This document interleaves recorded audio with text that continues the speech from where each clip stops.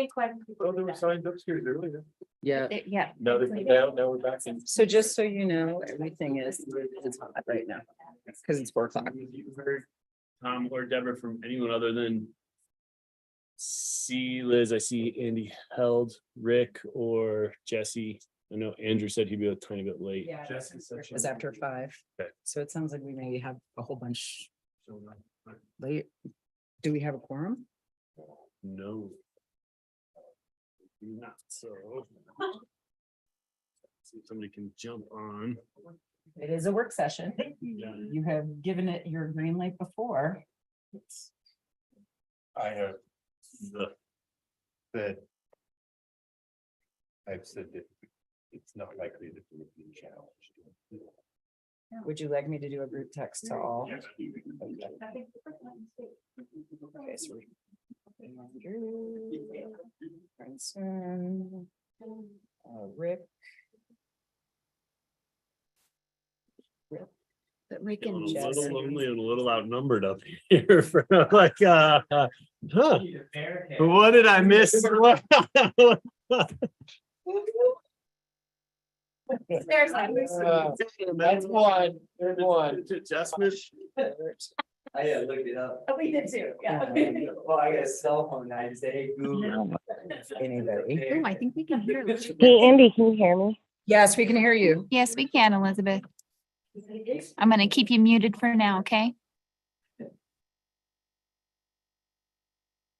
But I just sent it to the 4 saying we're short of Great. quorum if anybody's able to hop on. You will have to wait until we have a quorum, correct? That is that, okay, so I apologize to all who are here. The town manager's first meeting.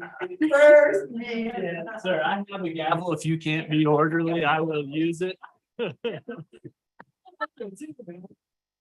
Standing on the floor right now.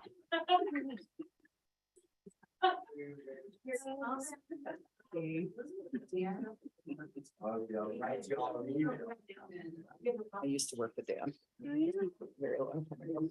So this doesn't. This is completely expected. Truth.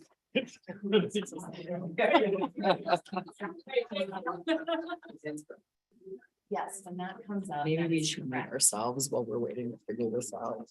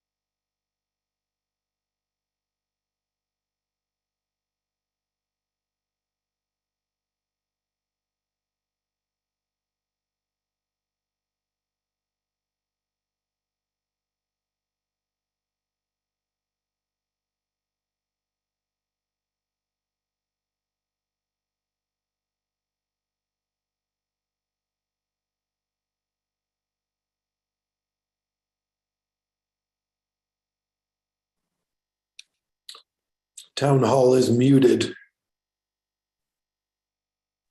Say that again, Andy? Yeah, I just wanted you to make sure you knew that you were muted. Did you hear why we're delaying a little bit? I just I sent did him a not hear I any of sent him a that. text. You got a text, Okay. but yeah.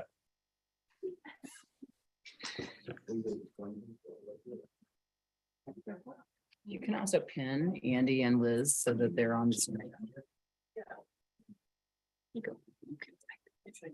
And you can rename her.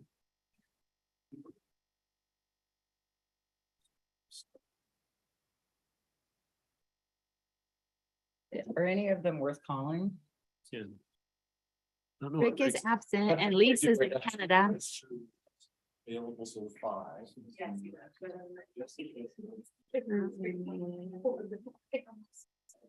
Wanted to see. Yeah, I did text all of them.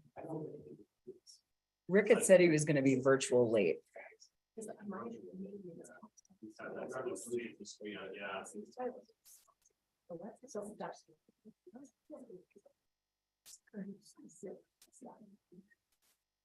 Rick, one second. Andrew is saying 4:30.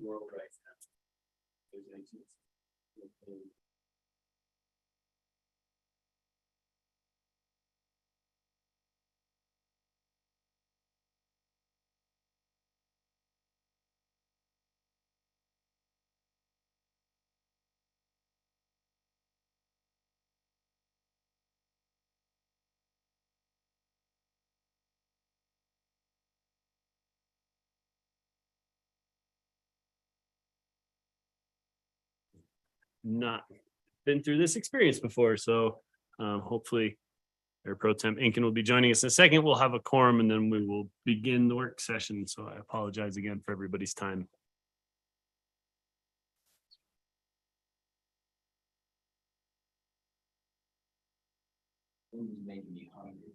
Stop eating. Andy's got chips and Andy's got nachos.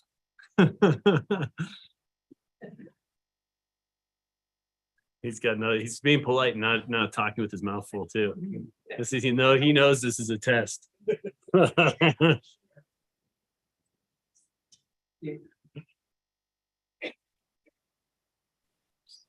I got comfortable eating on camera from doing Zoom this way for 2 years on council, right? Yep. Making me hungry. And some of those meetings went a little bit too long. So yeah, there was a lot of dinner consumed through our cameras.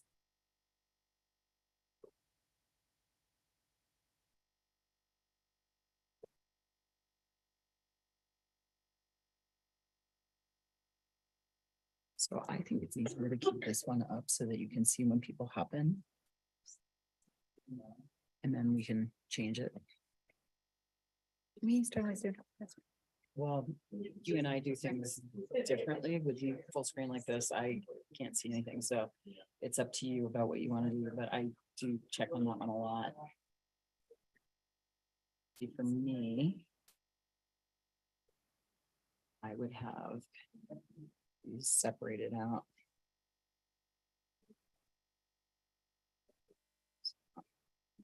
One.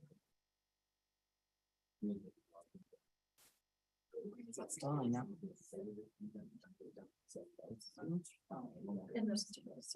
That's not it.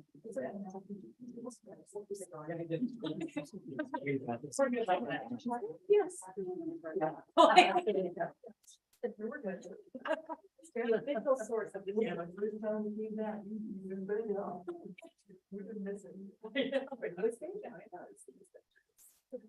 I can see him, but you gotta do it how it works for you. So if you got this up like this, Blame like a snowstorm or CDOT or nice weather. I mean, it's just, this is a, like this since we haven't started. this is a stumper. Yeah. Sorry, Tom. Was a little embarrassing for me.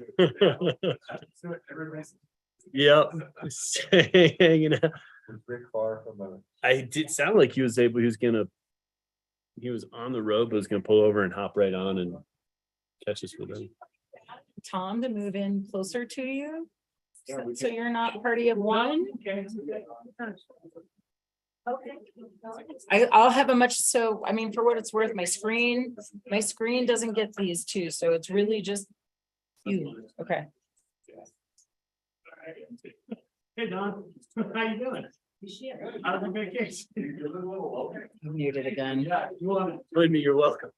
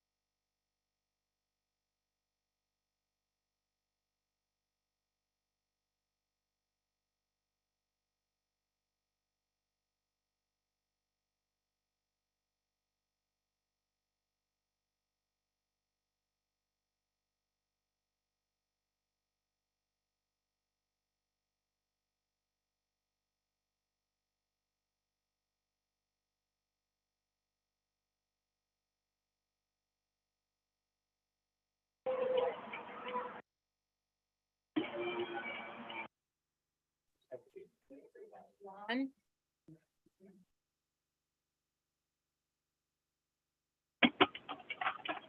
Can you verify that you're here and you can hear us? Hey, Deborah, I can hear you. Thank you, Rick. We can go. All right. Again, apologize for the delay. Everyone, thanks for bearing with me. I'd like to call to order the work session of the Frisco Town Council. Can I have a roll call, please? Absolutely. Mortensen, Here. Aronson, absent, late.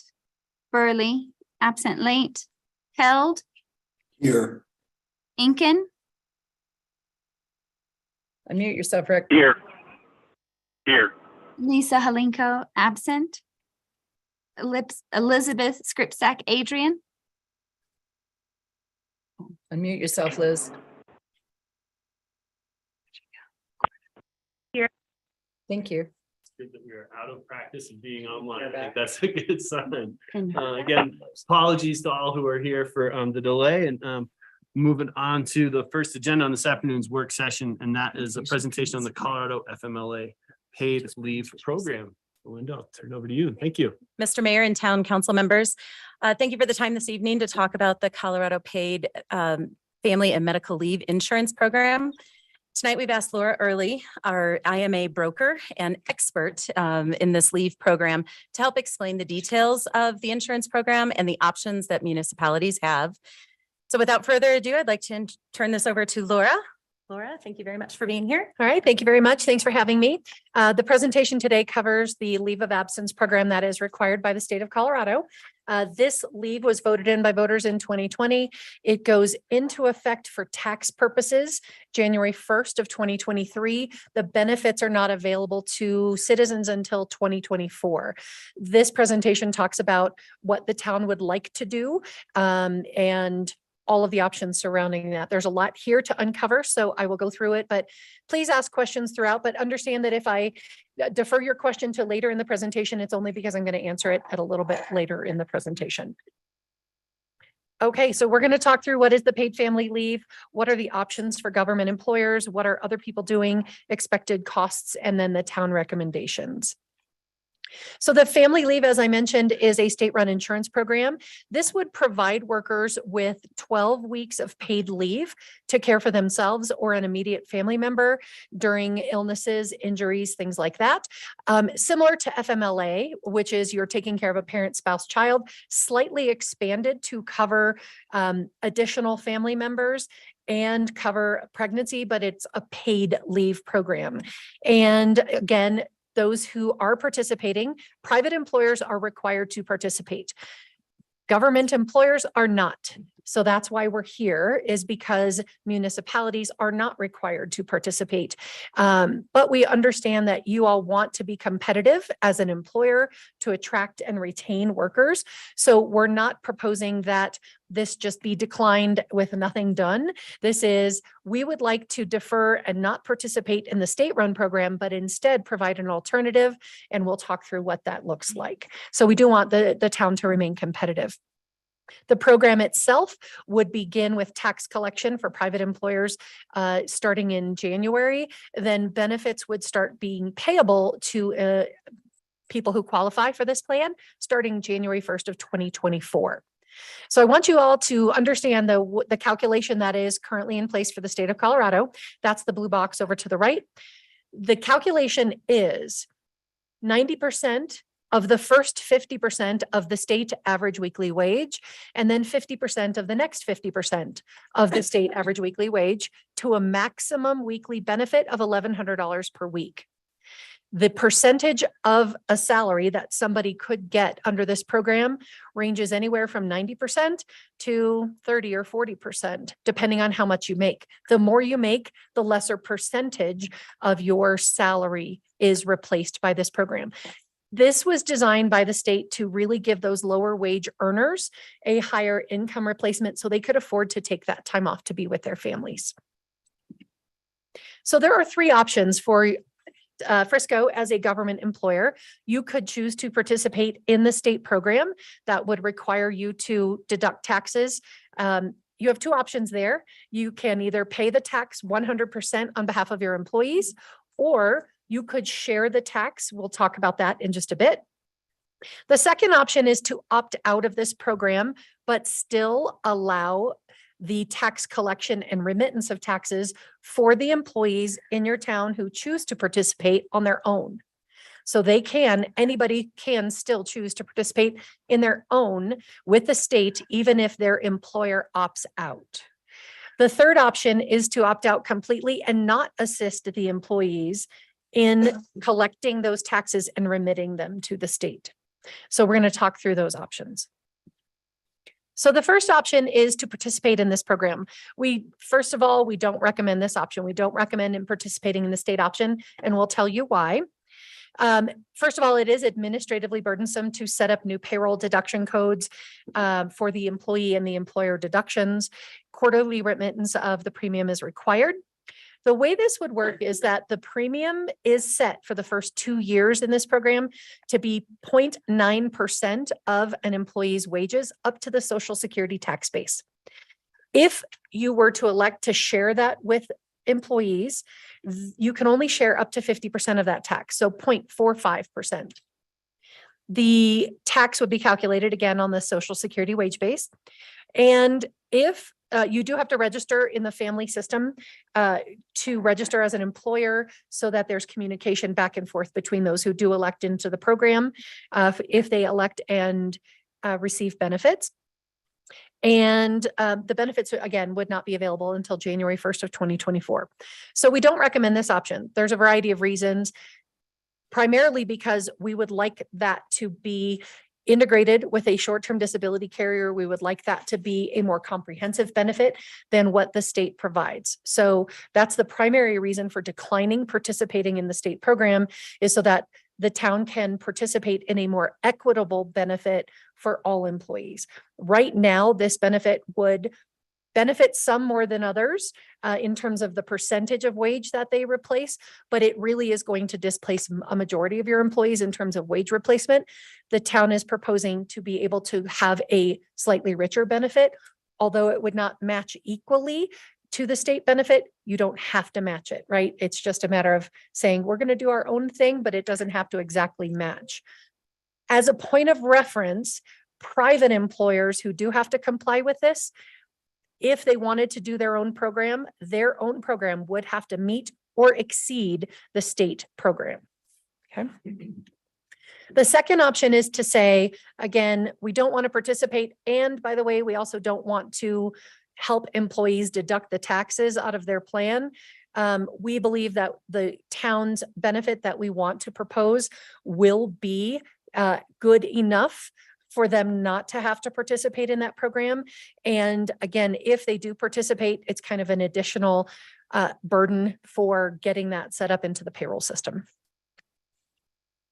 So what we are recommending is that we opt out of participation completely in the town program, in the state program. And we are opting to self-select into a program that is designed by the town, that's designed to compensate people for their time out when they are on a paid family leave. So we will talk through what that would look like. We want to give you some background information. The Employers Council based in Denver, they surveyed several employees for a variety of government areas. The city and town you can see is circled here. So those who are responded to this survey from cities and towns, 54 responded. And it's showing that about 54% are looking at opting out. We do have information later in this presentation. My job as a broker with IMA, a consultant, my group of clients is all municipalities. And so I'm working with all of my municipalities to determine what each of them are doing. That information is included for my particular clients later in this presentation as well. So a lot of people are opting out. You could see that nobody indicated they were opting in. A majority, even the city and county of Denver, is opting out in favor of their own program. So that might be helpful to know since they are pretty big, right? Okay, the Colorado Municipal League, 79 municipalities reported, only 2 are opting in, Crestone and Littleton. 0 are leaning to opting in, 21 leaning to opting out, several nearby, the town of Frisco, 43 have affirmed that they are opting out, including Eagle, Aspen, Telluride, and Winter Park. Most of these employers, I can guarantee you, are not just saying, we're opting out and we're not doing nothing, right? They know that they want to be competitive. They likely have benefits that will already meet or exceed some of the programs that are required within the state. So that's usually the reason for opting out. But understand that people still have the right to opt in. So even if you were to opt out and somebody wanted to participate on their own, they could. And by paying the same rate, they're not disenfranchised, they would pay it directly. So really, this is an administrative type of opt-out because there will be a substitute benefit provided by the town. This is my client data. So all of these clients that you see here on this screen are my exact clients. And I did mention the city and county of Denver's opting out. Their particulars of their plan are over at the right. I won't read that here in the interest of time, but they do have a pretty complex plan and they believe that the history of utilization in their plan plus the benefit rate would equate to what the state would provide. Again, my clients are listed here just as a reference point. So what is the cost of this program? As I mentioned earlier, no more than 50% of the cost may be assigned to employees at any time. The law for the first 2 years indicates a 0.9% of tax up to the Social Security wage base. The law said the maximum tax that may be assigned for this program is 1.2%. So as long as this program exists, the maximum annual tax could ever be is 1.2%, with a majority, with no more than 50% of the tax being passed along to employees. So at that point, 0.6% of tax could be the maximum that the employees would pay. That would be reevaluated after 2024. Again, that's depending upon inflation or whatever factors the state would determine as to what that increase should be. The town of Frisco anticipates that 0.45% in 1 year is estimated to be about $43,000. That would just be the employer portion. And that, I should point out, is just to participate in the program, whether anybody uses the benefit or not. So that is money spent regardless of whether somebody actually qualifies for a leave or takes a leave under the program. We feel like that money could be better spent providing an internal benefit in a couple of different ways that we're looking at. So we'll share what that looks like. So we understand that the town is not required to participate in this program. The town would like to recognize the desire to attract and retain employees and understand that non-government employers are required to comply. So we know that every neighboring business that's not a government is going to have this requirement. And there's a lot of technical things behind the scene that we haven't included in this presentation, including who is an eligible employee? When do they get their benefits? There's a lot of things that I could spout. If you have those questions, I'm happy to answer them because I pretty much have committed this to memory at this point. The town is considering administering their own benefit either internally or with a third-party insurance company. Right now, the town uses Mutual of Omaha for their life and disability coverage, life insurance, voluntary life insurance, short-term disability, long-term disability. That carrier is prepared very shortly. They said could be within a couple of days to a couple of weeks to be able to quote what it would cost to administer this program on behalf of the town. Because the town does not have to participate, this program does not have to exactly mirror. But Mutual of Omaha has said, we have a core plan that we're going to be able to quote, and we'll give you a quote based on your census of information and how many people we think would take a leave. There's a couple of ways of doing it. The first is a fully insured basis, which says the town pays a fixed premium and Mutual of Omaha pays all benefits and all wages. Okay, so you are paying just that $43,000 is to participate in the state program. What Mutual of Omaha would charge is different because they are looking at an exact risk for the town. And they're looking at your employees and they're looking at the risk of, do you have a lot of childbearing women who may go out on maternity leave? Do you have a lot of older workers who might have health conditions? They're going to look at your exact census and try to assign some sort of mathematical or value to what they think the leave program would be. They'll assign a cost to that. So we don't know what that looks like yet. The second way of doing that is to say, Dear Mutual of Omaha, we want to have our own program and we want to cover a certain percentage of wages if somebody needs a leave of absence. And for that, would you please administer this program for us? And by that, I'm saying, would you please collect all the paperwork, verify the need for an employee to take this leave, track how much time they're eligible for, and tell us when the leave starts. And then when that occurs, we will pay them through our own payroll. And so that is called an administrative services only agreement. They would charge a per employee per month fee to do that because they still need to be paid to do that work. Then the town would actually replace the wages through a specific benefit within the town. That is yet to be determined. So we would like, ideally, for this program, either through a third-party administrator, through that fully insured option, or through a self-insured option, through this advice to pay administrative services only agreement, to have a similar benefit to the state. So we're not saying we want to opt out and do nothing. We're saying we'd like to opt out of the state program, but we would like to submit something else to substitute for that.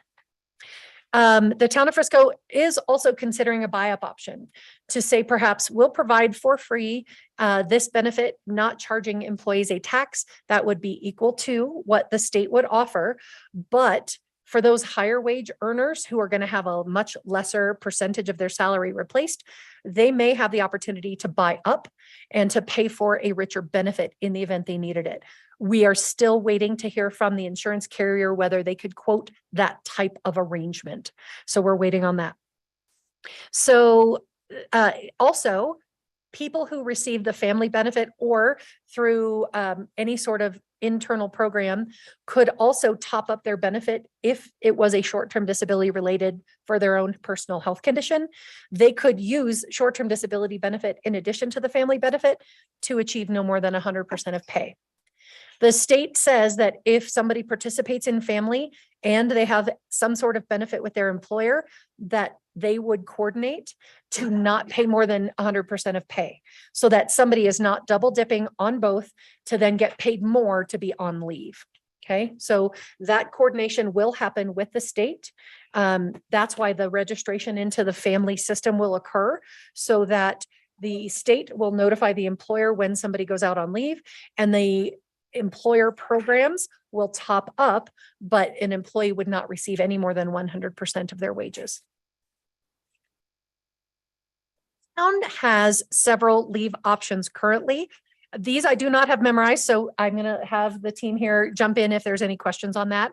But there are several different policies that the town currently offers that an employee can utilize for some of these time off programs. So sick time policies, personal time off, vacation, holidays, short-term disability, and long-term disability. Now, just a reminder that the family program does cover being out on leave to take care of an ill family member, an immediate family member, or somebody who is in loco parentis, which means acting in the place of a parent.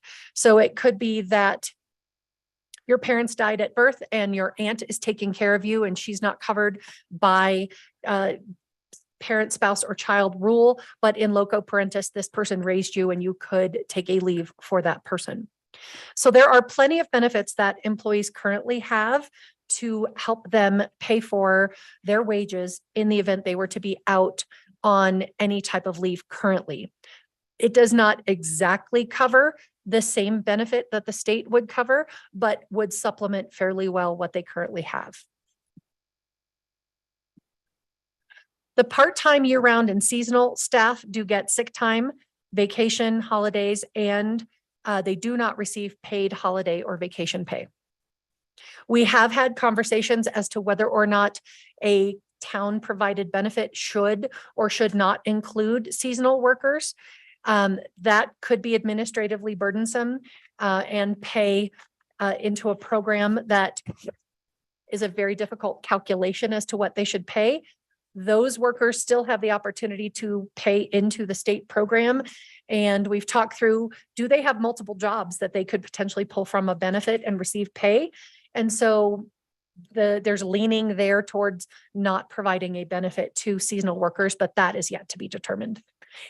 Participating in the state program for all employees would require you to calculate that tax and remit a tax for all employees, even if they are seasonal and even if they are temporary workers. So just know that if you did opt into that program, you would have to pay on behalf of all employees, not just your full-time staff.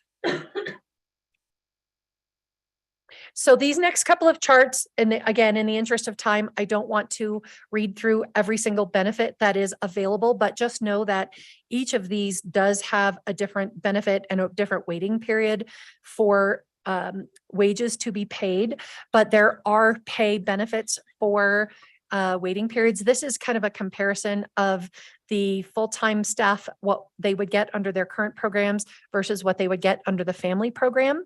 I think some slides coming up would give you a good example as to wage replacement, depending on somebody's wages. So I'm going to skip ahead to that.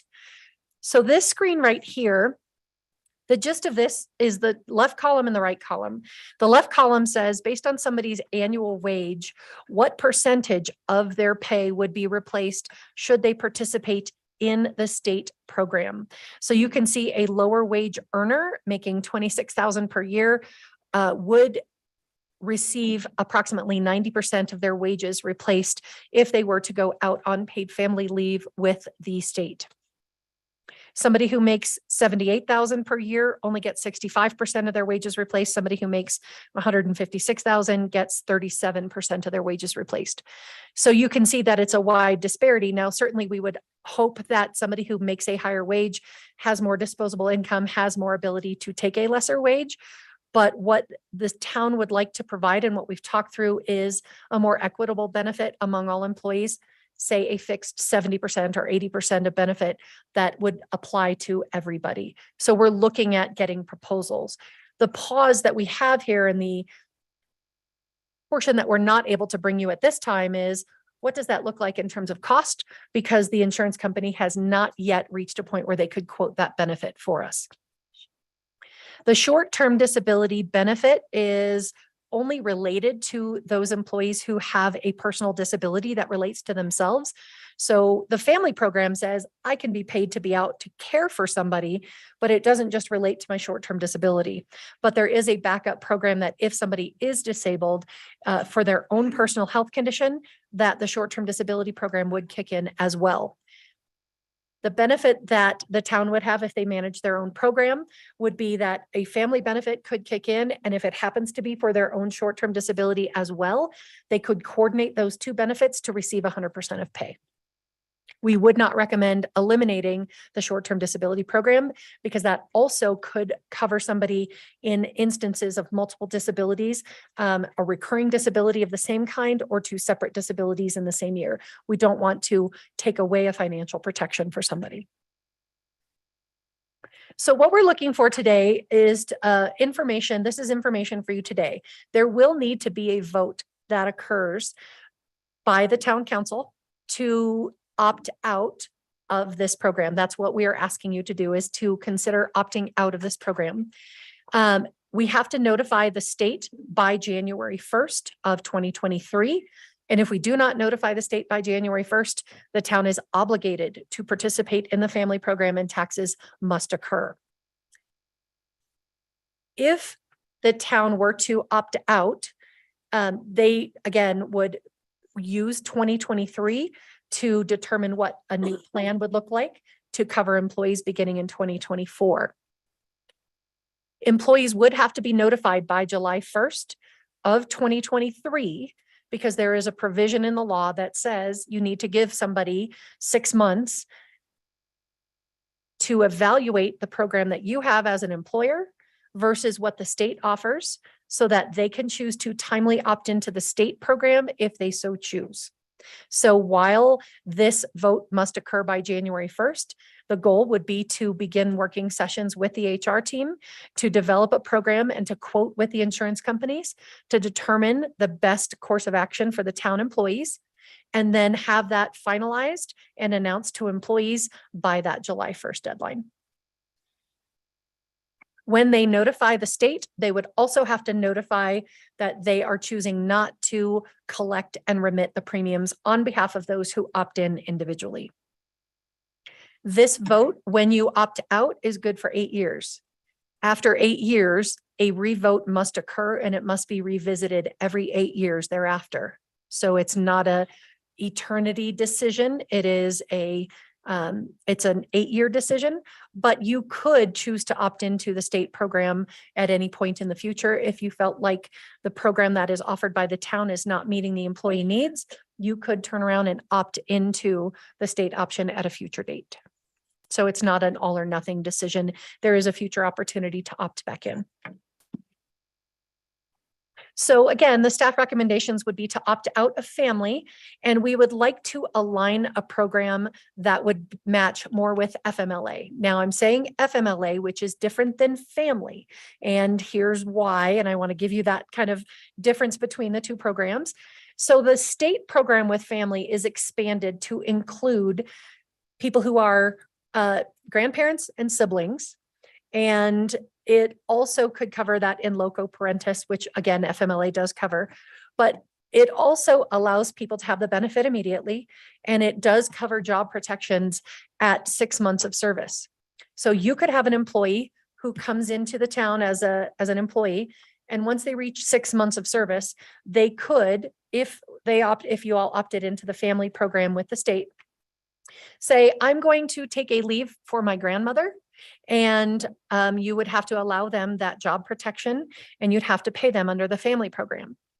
Once they reached 1 year of service under FMLA, the Family and Medical Leave Act, once they qualified for job protection under FMLA, they could truly be out for an FMLA reason that would be different than a family reason and have additional job protections at 1 year of service. So what we would like to consider when we evaluate an internal program is to create a program that more closely matches FMLA so that there isn't a difference between the two and there are no willy-nilly kind of, well, I took a protected leave over here, but now I'm protected over here. There is still a possibility that could occur if somebody opts into the family program. But know that when they opt into the family program, they have to pay their premiums themselves. And so the goal is to create a program that is rich enough that would decline them and make it make sense for them to not participate in the state program on their own because there is a program available with the town. The goal is for full-time employees to receive an equivalent or better benefit without the added cost and tax of family. And again, we are considering a proposal with the insurance carrier. We're just at a pause because many carriers are not yet have their state plans approved by the state. So this is a holdup at the state level, not anything with the insurance company directly. So it's a holdup with the state approving those plans. So there are goals to have an equivalent program, but there's going to be a notice that would go out to employees if the town agrees that this is something that they would like to do, is to opt out. Then there would be a comment period, and then there would be a vote at a future date coming up at the end of September for you to verify. So this is a talking session, a working session to say, feel free to ask me any questions. So I know this was a lot. I'll pause here and open it up for questions and let me know what you're thinking. Laura, thank you so much. Andrew, welcome. Appreciate having a little support up here. Probably look odd. Yep. And anyone online, Liz or Andy or Rick, feel free to just jump in with questions. If we say for some wild reason, like we didn't have a quorum, we didn't get this vote done by the right time, can we opt out at like in any given year? Is it we locked in for that 8-year period if we you're not locked into that 8 years. So you could opt out. You would just have to get your plan approved. So if you default into the state, you're in. You're for in a year, at least for a year, year. correct? Yep. And then at that point, if you're providing another plan, then they would have to approve that plan. Great. But again, you're a government employer. You don't have to participate in this. It is very easy for you to say, no, thank you, I don't want it, without providing any explanation. It's just your employees that you have to answer to. You don't have to answer to the state. You have to answer to the employees who say, why don't you have an equivalent program? Any other questions? Andy? Sure, thanks. This is a little out of my wheelhouse, but I would definitely in this case would defer to our Olinda and staff's direction. I'm all about just giving the best benefits we can give for the option.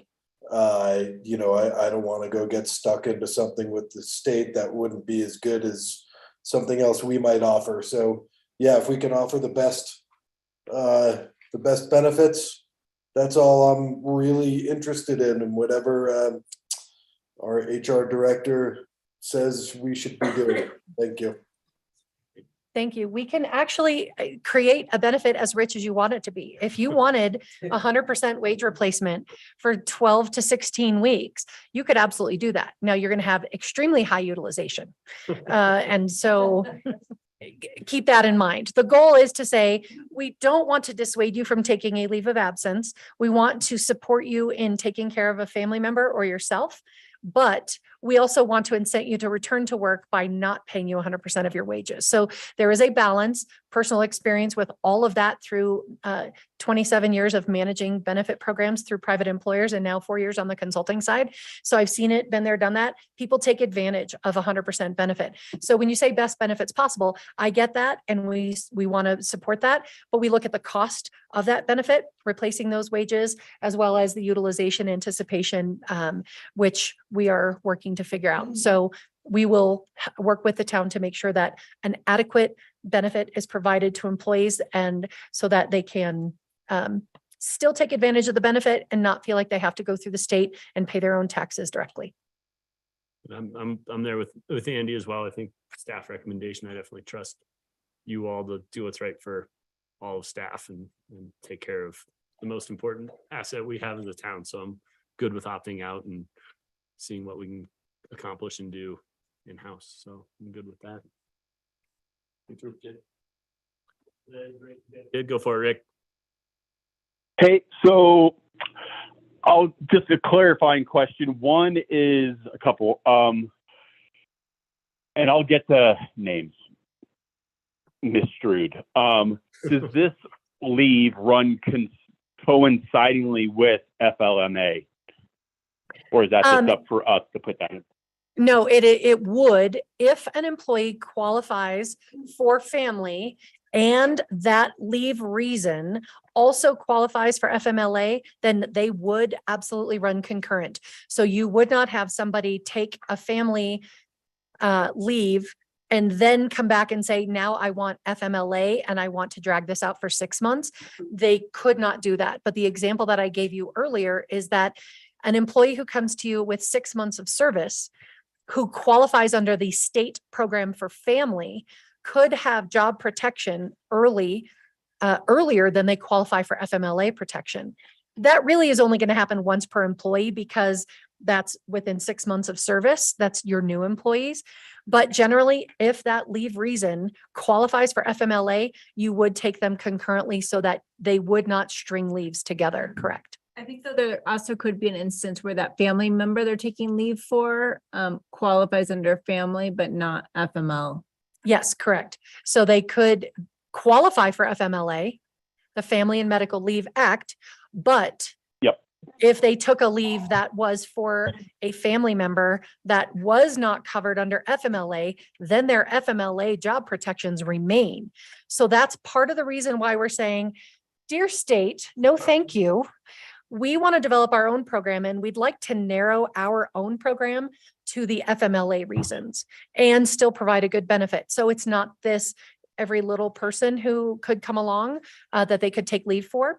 So you are correct. Yes.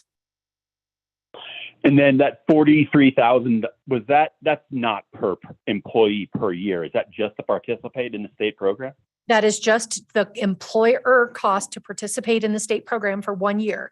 So they looked back and did the 0.45% of wages up to the Social Security wage base for 1 year. And that's an anticipated amount that would change based on the number of employees you have, their wages, et cetera. So that $43,000 could be used to pay a fully insured premium for everybody to have that benefit, and or to offset wages for a self-insured program. Gotcha. When it's all said and done, I agree with the others that I'm going to go with the recommendation of HR. And we do want to just create the best benefit we can for our employees. And I'll just get with Olinda later. Thanks. Liz, any questions? You good with this?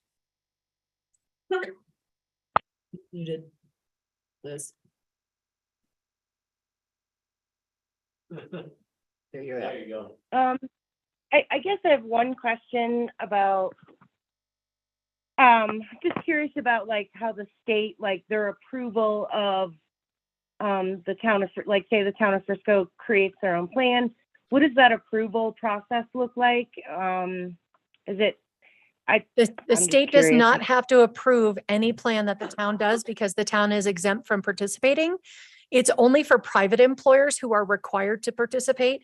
If they want to have their own plan, they have to get their plans approved. Two ways of Okay. doing that. The first way is to go fully insured through an insurance carrier. If that carrier had their plan already approved by the state, they're good. But let's say that you had I have actually one client who's not a municipality, they're an oil and gas firm. They want to offer their own plan completely. They don't want to go through an insurance company. They want to provide a wage replacement to employees that would be better than the state option. In that case, a fully insured option, they have to get a bond. They have to secure a bond and they have to get their plan approved by the state. And it's only when that plan gets approved are they okay to not pay into the state program. In that instance, they would still have to pay into the program until they got their bond and got it approved.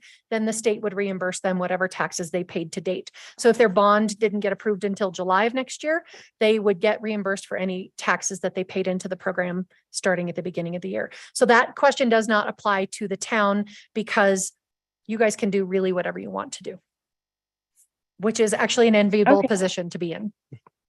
However, Mutual of Omaha probably is getting their plan. That is correct. approved, or similar carriers. Mutual of Omaha's design plan is going to be the base option, which is minimum to what the state offers. Thank you for your Okay. feedback, everybody. The next step would be for the town to notify employees and give them a comment period, and at which point you'll have a vote. And then our proposed right now vote would be on September 27th. So we'd notify employees starting tomorrow so that they would have that time. And then Leslie, I believe you were going to chime in with something. I was just going to add that the employees, they could provide comment either in writing or they could come to the meeting and to offer public comment. Correct. And they'll get that notification tomorrow. Thank you so much. Okay, thank Appreciate you. all the information. Thank you. Thank you very much. While we're transitioning to the next item, the record show that Councilmember Aronson and Councilmember Burley have also joined us. Thank you. That's all right. I would have much rather been around. It was a little weird. Yep. Next up is agenda item number 2, and this is Unsheltered and Summit Safe Parking Program. Welcome down. Good to see you. It's all yours. Good evening, Mayor and Council, and this is an update on the research staff has done on the Unsheltered and Summit program and how that could be utilized in the town of Frisco. As you recall, back at the August 9th Town Council work session, there was a presentation discussion with a nonprofit group called Unsheltered and Summit about a potential development of a safe parking program somewhere in the town of Frisco. Initially looked at a number of Frisco owned properties such as out at the marina and out the Peninsula Recreation area.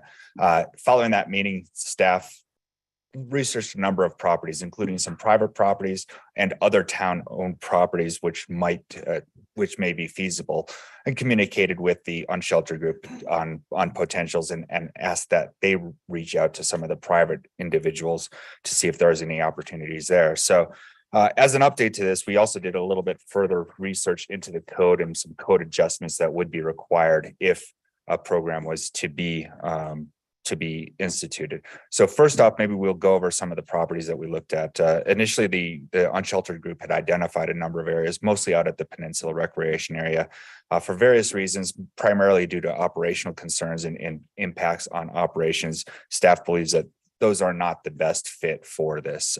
So we turned around and when we're looking at town-owned properties focused on some lots at the marina, which which could be utilized in the winter time, specifically the trailhead parking lot, which is 26 spaces, I believe, and is rarely used for snow storage, is probably the best, at least short-term and near-term possibility for this property or for this particular use. An additional use or a location that the town doesn't own yet, but could own very soon is the Colorado Workforce Center located at 602 Galena. We are currently in negotiations with the state of Colorado for purchase of that property. There's 40 parking spaces that go with that. Right now, the state looks like they are going to need at least about 12 to 15 of those for their ongoing use of that facility until we demolish it and build housing at that site. However, that could be an opportunity to develop a program at that location. So that's the two town-owned properties that we'd be focusing on. A couple of other ones, we did look at some private-owned facilities. One is the old Summit County Library at 90 South Madison. That's been underutilized for quite some time. Found the last August 9th work session, the property owner, Todd Crow, reached out to staff and said, hey, could his property potentially be a location? We did put the unsheltered folks in contact with Mr. Crow, and they're looking at various options, but nothing has really come through as of yet.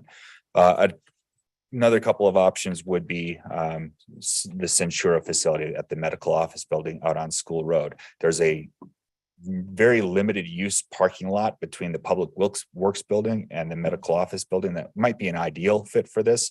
However, that would take some support from Centura since they are the owners of that.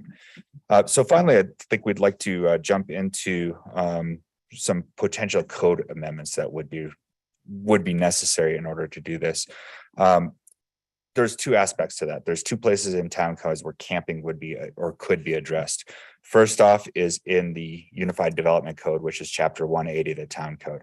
Currently, there are no real definitions for camping or campground or transitional shelter or whatever we would want to call this program. So we would have to create that and identify where that could be utilized in the table of uses. So there's a two-step process with that. Because it is a Unified Development Code amendment, it would go to Planning Commission for a recommendation and then come back for Town Council for ordinance and adoption if we went that direction. So we would want to add some definitions. I do have a sample definition in there for a transitional shelter facility, at least as a start on draft, and we can wordsmith that a little bit before we move it forward. And also some recommendations on where this could be a permitted use. It certainly recommend an administrative approval process through for any park or open space or public facility property. And I think I'd like to get some feedback on whether it should be a conditional use or administrative use in some of the other zones, such as central core or some residential zoned areas. Finally, we have also asked that the unsheltered folks reach out to the Board of County Commissioners and Summit County for input on whether there could be some use of some properties outside of town limits that are owned by the county, as well as some one particular property inside town limits, and that would be the Frisco Transit Center out on by Meadow Drive. Again, because that is owned by the county, it would take county approval. The Unsheltered Group has set up a work session for October 4th of 2022 with Board of County Commissioners to further explore options for use of county property. So with that, I think staff does have a recommended direction or request that council provide direction to pursue drafting code amendments that we could then move through that process. There is a provision, one other provision in town code I want to make aware of, and that's 130-11 of the town code that basically states that any town-owned property or town park or open space would actually require specific approval by town council. So that would be in addition to a code amendment that would set up and allow this use for any particular property. The town, as the owner of that property, would have to grant specific approval for use of that property before permit could be granted. So with that, I know Thad has done a bit of research on this. Diane's spent quite a bit of time conversing with the Unsheltered Group, and there's several members of that group here as well this evening if you have any questions and discussion. I have a quick question related to the last point. So for town property, we would have to grant permission through a permit process. Does that mean we would enter into that agreement with Unsheltered Summit, the group, or each individual user? I would suggest that it would be Unsheltered, the group. Okay, so we could do or- it that way. Yeah, or another third-party group that wanted to But start an this. umbrella group, we wouldn't have to do individual approvals and That permits. would certainly be my recommendation, Okay. yeah. Great. Don, just reading the Wait. language in your report, because you just mentioned the discussion around conditional use versus or conditional approval versus administrative. Mhm. You used conditional. Is that where you would prefer to go, or are you still looking for more direction on? And that's where I'd like some feedback from council on maybe a direction on that. I think certainly this sort of use would probably bring out a fair amount of NIMBYs, for lack of a better term, of neighbors that might be concerned with potential impacts to their properties and whatever else. Although I will say that the Unsheltered group has shown for their past 3 years that they've been doing this, that they've really had good plans in place to mitigate that. Regardless of that, I think there's certainly likelihood that we will hear some concerns from neighbors. For the town-owned properties, I think certainly an administrative use makes perfect sense. When we do get to that a use in another zone where we do have other private property owners and other uses, there may be cause to have that greater conversation and have that discussion before the planning commission about mitigation of impacts. But again, that's certainly looking for some feedback on that. And I personally would support that of separating the two out, and administrative for town-owned parcels and bring it to planning commission and conditional use for private parcels, just to have the process. And just to clarify as well, we'd be doing that by zone. So a property such as the Workforce Center or the Sabatini lot, even though they're town-owned, they're zoned central core. So if we're zoning, it would be conditional use, whether it's town-owned or private-owned, if it's conditional use in that zone district. Where it would apply to the town-owned properties would be like Marina is zoned parks. The PRA is zoned parks. Okay. So those would be administrative. Okay. And can you just follow that train of thought for conditional use? So does it just go to the planning commission for review and then they make a recommendation to us, or is there then, do we hear that too? So no, the conditional use is a planning commission approval Okay. process Okay, with a potential appeal to the town got it. council. Thank you.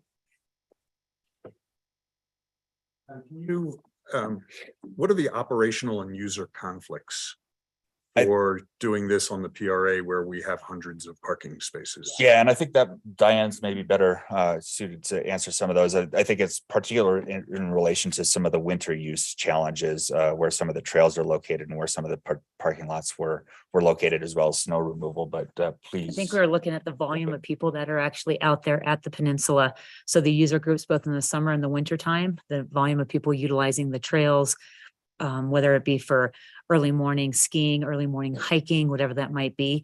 We've got the issue with 2 Below Zero, the operations over by the ball field. Up at the top lots, the Dickey lots, you do see quite a bit of usage up at those lots as well, in terms of people just parking and utilizing the trail system. So we looked at it more from the volume of folks coming through the entire area, the operation as a whole, in terms of doing not just snow removal, but we've got the cats out there doing the grooming and everything else. So it could be pretty loud at different times too. So we looked at a variety of different issues out there and thought that maybe it's not the best place to have a number of people overnight in their vehicles. We looked at the marina as being a little bit better of an option, just because of the opportunity that it doesn't get much use in the winter time at all. So a little bit more quiet for individuals wanting to be in their cars, as well as I know the Unsheltered group had talked about they could be out by whatever time you would say they needed to be out. The reality is they could probably stay there longer during the day in that trailhead parking lot area, just because it doesn't get a lot of usage. So are you looking at the Marina lot for the winter and the PRA for the summer? We just looked at the winter at this point in time. We did not look at the summertime. We looked at this as saying, should we look at this as let's try it as a winter season and see how it goes? We don't know in terms of operations, what that's going to look like. So we only looked at it at a season at a time. And part of that too is as we develop this permit system and we see that it works, we may be able to say at the workforce center where it works and we can find additional solutions that could be that more of a year-round solution where rather than going 6 months here and 6 months here or whatever else. I well, we'll have comments later, but do we own the workforce? When do we own that? Assuming things go according to contract. Assuming right now the timeline is this is tentatively set for the September 27th town council agenda for approval of that contract, which would then be set to close, I believe, on October 28th is the day that's currently set. Okay, great. And we could do this then there.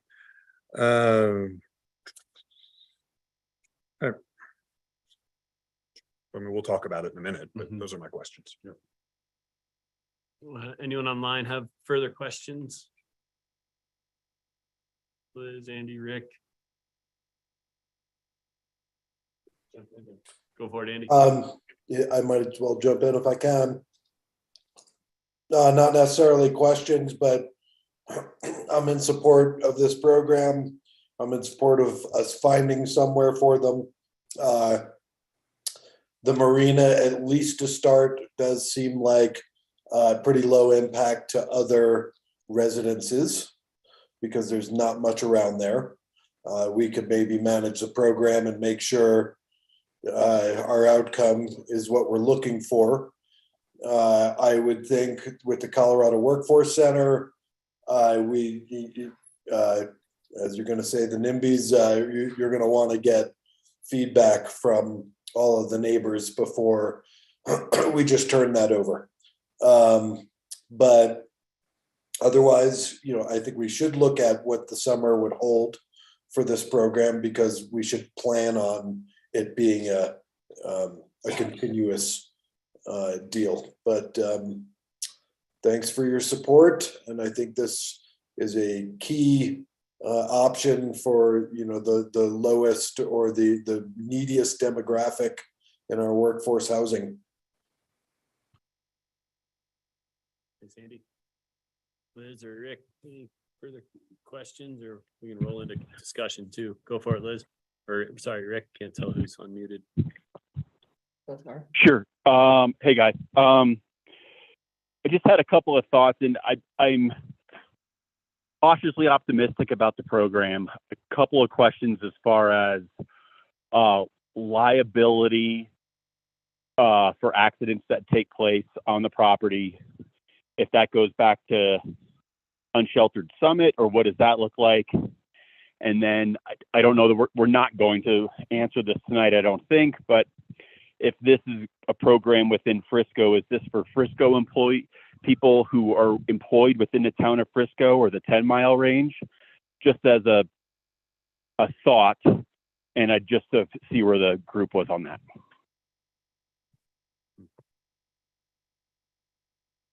Answer on the liability one first. Whether on public property through a town permitting system or on town property through our permission, the town is immune from tort liability, period, right? This is not within the exceptions of the. Hello, can you hear me now? Can you hear me now? Barely. I will talk much louder. You bet. You are loud. Whether the use was taking place on private property through a town permitting system or simply through allowance through the town code, or if it was occurring on public property, liability issues aren't of much import. Liability issues are not of much. You're good now. Thank you. I think I'm good back here now. Liabilities issues are not of much import to the town because the Governmental Immunity Act would apply. The town and any other government in the state is immune from claims that lie in tort or could lie in tort. So you're talking about negligence claims and you're talking about liability from accidents on the property. Having said that, I will provide no advice to private property owners and suggest that they seek legal counsel because there could certainly be liability to private property owners. They don't enjoy that kind of immunity and we can't provide it for them. So big difference between us and a private property owner when it comes to use of property for this purpose. Liability. And I'm not sure if there was a second part. I don't think. I think the other one's for us, so Thank you're you. up. Look, Thank you. Liz, did you have any questions or you want to weigh in? I think Rick asked the question out. So. I think Rick kicked it off on the who, but no. I think I'm just for where I'm at, I'm in full support. I think looking at the trailhead lot to begin with, and I think ideally the workforce center area is the best long-term. I'm ready for the NIMBYs. I don't see what the concern is. I think people would be amazed how many people are actually living in their cars in the neighborhoods as it is and have no idea. And I don't see what impact this group actually would have to a neighborhood or. As long as they're familiar with the program as opposed to viewing it as a homeless shelter Yep, next to Union Station. yeah, so I think the This education. this piece is important. not that. Yeah. But I think they also.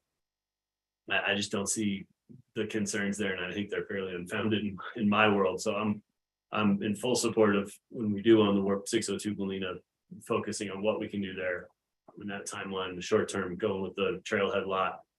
Rick's question is for who, I think is one that I hadn't thought of. And is intriguing, and I don't have a good place or thought on that one right now, so I'd see what the rest of council is thinking. And for the code amendments and whatnot, I'm good with. Now I've confused my notes, but I think as you laid it out, the conditional use for anything in zone district, that's I trust the planning commission and their process to do that. The other one's administrative or fun. And I know Andrew, you had some other. Well, it's really just voicing points for us. support. Yeah. They're a proven entity. They've had the program up and running in Summit County with success, without problems. This is the opportunity for us to provide housing units for people opting to live in that form of dwelling at no cost to us, as opposed to running around spending literally hundreds of thousands and millions of dollars to house our workforce. So I'm actually disappointed with my impatience of the pace of government. We should be able to open this thing in a week. We're just asking to put responsible workers on pavement on town property. And I think that getting to yes is our only focus. And I'm sorry, but we've got tons of parking at the PRA. We've got parking everywhere. If we can't find 10 spaces in the PRA to put this segment of our workforce, then that's working towards no, not working towards yes. And I think the direction of council is pretty damn emphatic that yes is where we need to go with this. So if that's my direction, is get to yes and get there fast. In short order, absolutely supported. I was really impressed by the presentation you guys gave last time and in educating me about what the program is and how you vet the constituents of that program. I'm fully supportive. I do think that we have to have a more long-term plan for what happens next, but I think getting to yes at the Marina trailhead is an immediate action that we can do quickly with little impact to neighbors. And frankly, that space, I'm channeling my inner Dan Fallon here, but totally underutilized in the winter. Why don't we utilize it more? And this is a great opportunity to do that and showcase what we can do. I defer to the mayor. Just 1 second, because I saw Councilmember Hell's gonna jump back in. I want to make sure that Liz gets a chance to know. I have to make sure you all have. Yeah, just, this is all great. I love it. Just on Rick's point of, Frisco only or 10-mile basin. Maybe in the next iteration, when we have other municipalities buying into this and they can provide for their people, then we can be more focused and responsible for our own people in the 10-mile basin. But initially, this is going to be the first thing that Unsheltered Summit gets to have. So I think we gotta kind of let anybody from Summit County in there to get them out of, to get them on the ground. Thanks. Yeah, I think I agree, Andy. I'll just say really quick, I'm super excited and supportive of this program as well. And I do think it should be open to anybody who works anywhere. Frisco's kind of a central zone, and it's a pretty safe zone in my opinion, and it's probably good for our local community, local businesses as well, because these people will be, you know, running to Walmart or different places or whatever they need to do while they're here. So yeah, I'm in. Hi, everybody. I'm just, it's an exercise and to know the group that we're all working within. I think we're unique as a town council. How many people have lived in their car on town council by choice? Wow. How many people on town council have lived in a residence that had greater than 3 times the intended occupancy rate?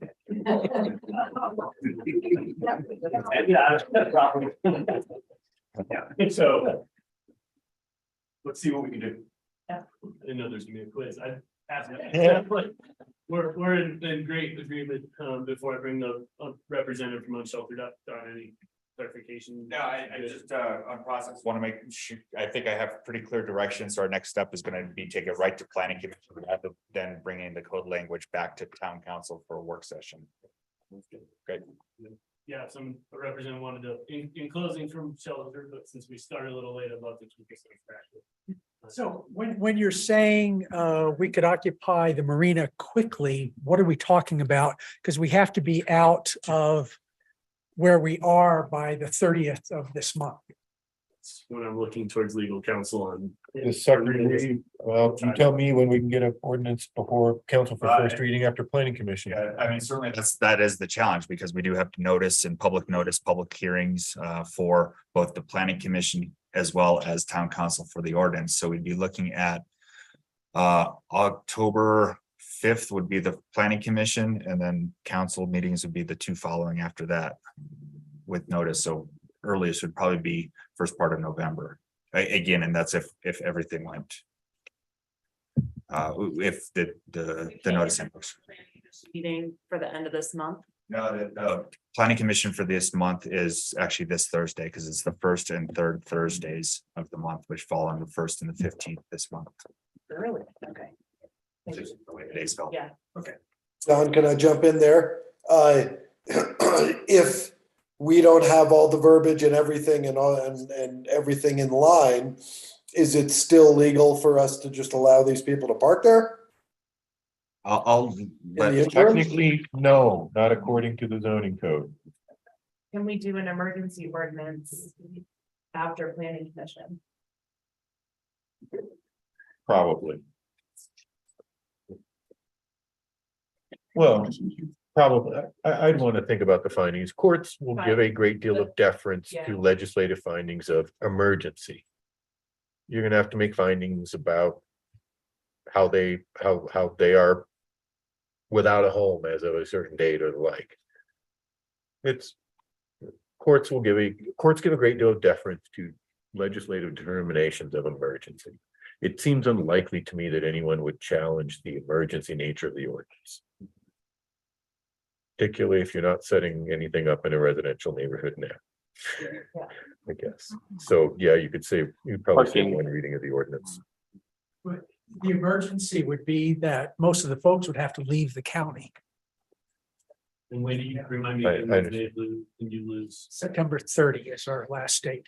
Now, we have a meeting at 5:30 with Lord of the Mountains Church. And the neighbors there have nixed it, but we're going to try again. And then I had a lengthy conversation with Todd the other day, and he's waiting for callbacks from his insurance company and from the homeowners association next door. So he's going to call me back when he gets called about that. So that could be a temporary situation and fill the bill. Or it could become a long-term situation until he does something with the property. Yeah, turns it into whatever investment or whatnot. And just to clarify, even Todd's property, again, that might be a great solution, but that would also require that code change. Yeah, and it's very iffy at this point, so an emergency ordinance would be very nice. Yeah. So still that would. Don't only say to October 2 11th. weeks. Still requires one reading of an ordinance after the normal process. It doesn't get you out of the planning commission. Could we fit everybody in my driveway? Okay. I'm a silver door and I think that was bad sheet, but I think that too. Andy, did you want to jump in? Well, yeah, just, even in the interim, has anyone approached Copper Mountain about this? Yes, Yeah, Copper Mountain says no. They Okay. can't do it. maybe even just a temporary thing in a lot before they open or anything like that. Just I pushed it as far as I thought I could push it without getting anger back. Yeah. I think it sounds like at this point, I think we'll work towards as soon as we can. I think based on the 2-week timeline, I don't know if there's reason to go the emergency route, but I think if it gets to that, maybe you communicate with Tom and let us know as we're getting closer to that. And then 2 weeks, it can be a pretty gnarly place to be in end of September, October. You're not sure where you're gonna end up at night, so I would entertain that if we need to go there. They're at the Justice Center right now, is that, and that's where they're saying September 30th? Correct. Seems to me we could get 2 more weeks out of the town of Breckenridge. If you could go to bat for us, it would be nice. They've said no. I'll take that off Jesse's plate and I'll give a. Thank you. Yeah. But just saying that we, backing it up with the fact that we're going through this process, but they fully know the process timeline too, so maybe they can extend that a week or two. Just to cover the gap, perhaps, knowing that we have a commitment for another date. Yeah, that would be Okay. the best solution. Right, sure. Yeah. So what would be the date that the emergency thing would be? I have to pull my Considered- calendar, but I think the planning commission would be the first Thursday, which is the 5th. 6th. 6th, thank you. October 11th is what Deborah's map showed up as. 6th of October, No, absolutely. 11th. 11th of October. Planning commission 6th. I would like to jump in here on that point too. That is on the list of possible fixes that I have not put into play yet, but I think asking Sheriff Fitzsimons for an extension with that in mind, excuse me, saying that, we have Frisco secured, but not until this date. And I think in other words, that's on our list of possible fixes to do. So that might be helpful. I'll make that request as well. Yeah, yeah. And I wanted to say one more thing, legally. Is it helpful for a private property owner to use the waiver that we use as a leverage to say, about their liability? Waivers never hurt anything. Yeah. They aren't always enforceable. It depends a lot on the circumstances, but nobody ever got hurt by the fact that they insisted on a waiver. Yeah. I'll leave it at that. Thank you very much. We'll stay in touch and. And before we head out the door, we can't say enough how grateful we are for the support. I wish we had this kind of support elsewhere. Frisco is unique in that, so. And it kind of started with Andy and Andy, so give them credit. Way to go. thank you and good luck, and hopefully this creates support with other municipalities. All right, thanks, Don. Thank you. Next up.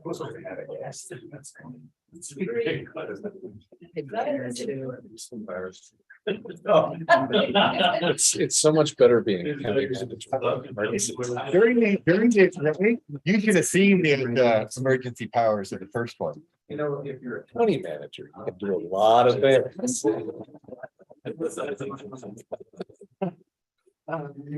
For cameras meeting. This afternoon's agenda item number 3 is the Partners in Energy Draft Energy Action. Plan. There they are. I was looking up and they're on the screen. Hillary, good afternoon. I will turn it over to you. Sorry, you cut out for a second. Am I going now? Yeah, it's all you. Sorry. Okay. Good to see you. Yeah, good to see you all too. Sorry I can't be there in person this evening, but I'm excited to be here with Lynn. So yeah, we're here tonight to just give you an update on the Partners in Energy project and bring our draft plan to you as well. So I know some of you were here in March when we did our initial presentation, but you all have seen our updates in the weekly update now and again. And yeah, I'm actually going to hand it over to Lynn Jemison to introduce herself and start us off with a little background for those of you who weren't here when we started. And she'll let you know what we've been up to in the 6 months since we were at council last. Great, thanks, Hillary. My name is Lynn Jemison. I'm a community facilitator with Xcel Energy's Partners in Energy program. And as Hillary said, you know, we were here at the beginning of the planning process, and now we're here at the end to update you with the results. We had 3 great in-person working sessions up in Frisco. So again, sorry, I can't be there in person too. I'm down in Aurora, but happy to be here and present out the results. And I know we have a slide deck that we want to run through. You should be able to share screens, Lynn. Okay, I think I can show it. Hang on, give me 1 second.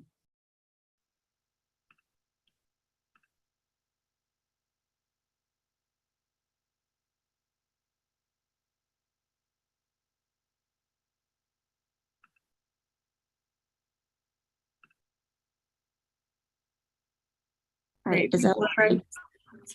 Looks good on our end. Okay, great.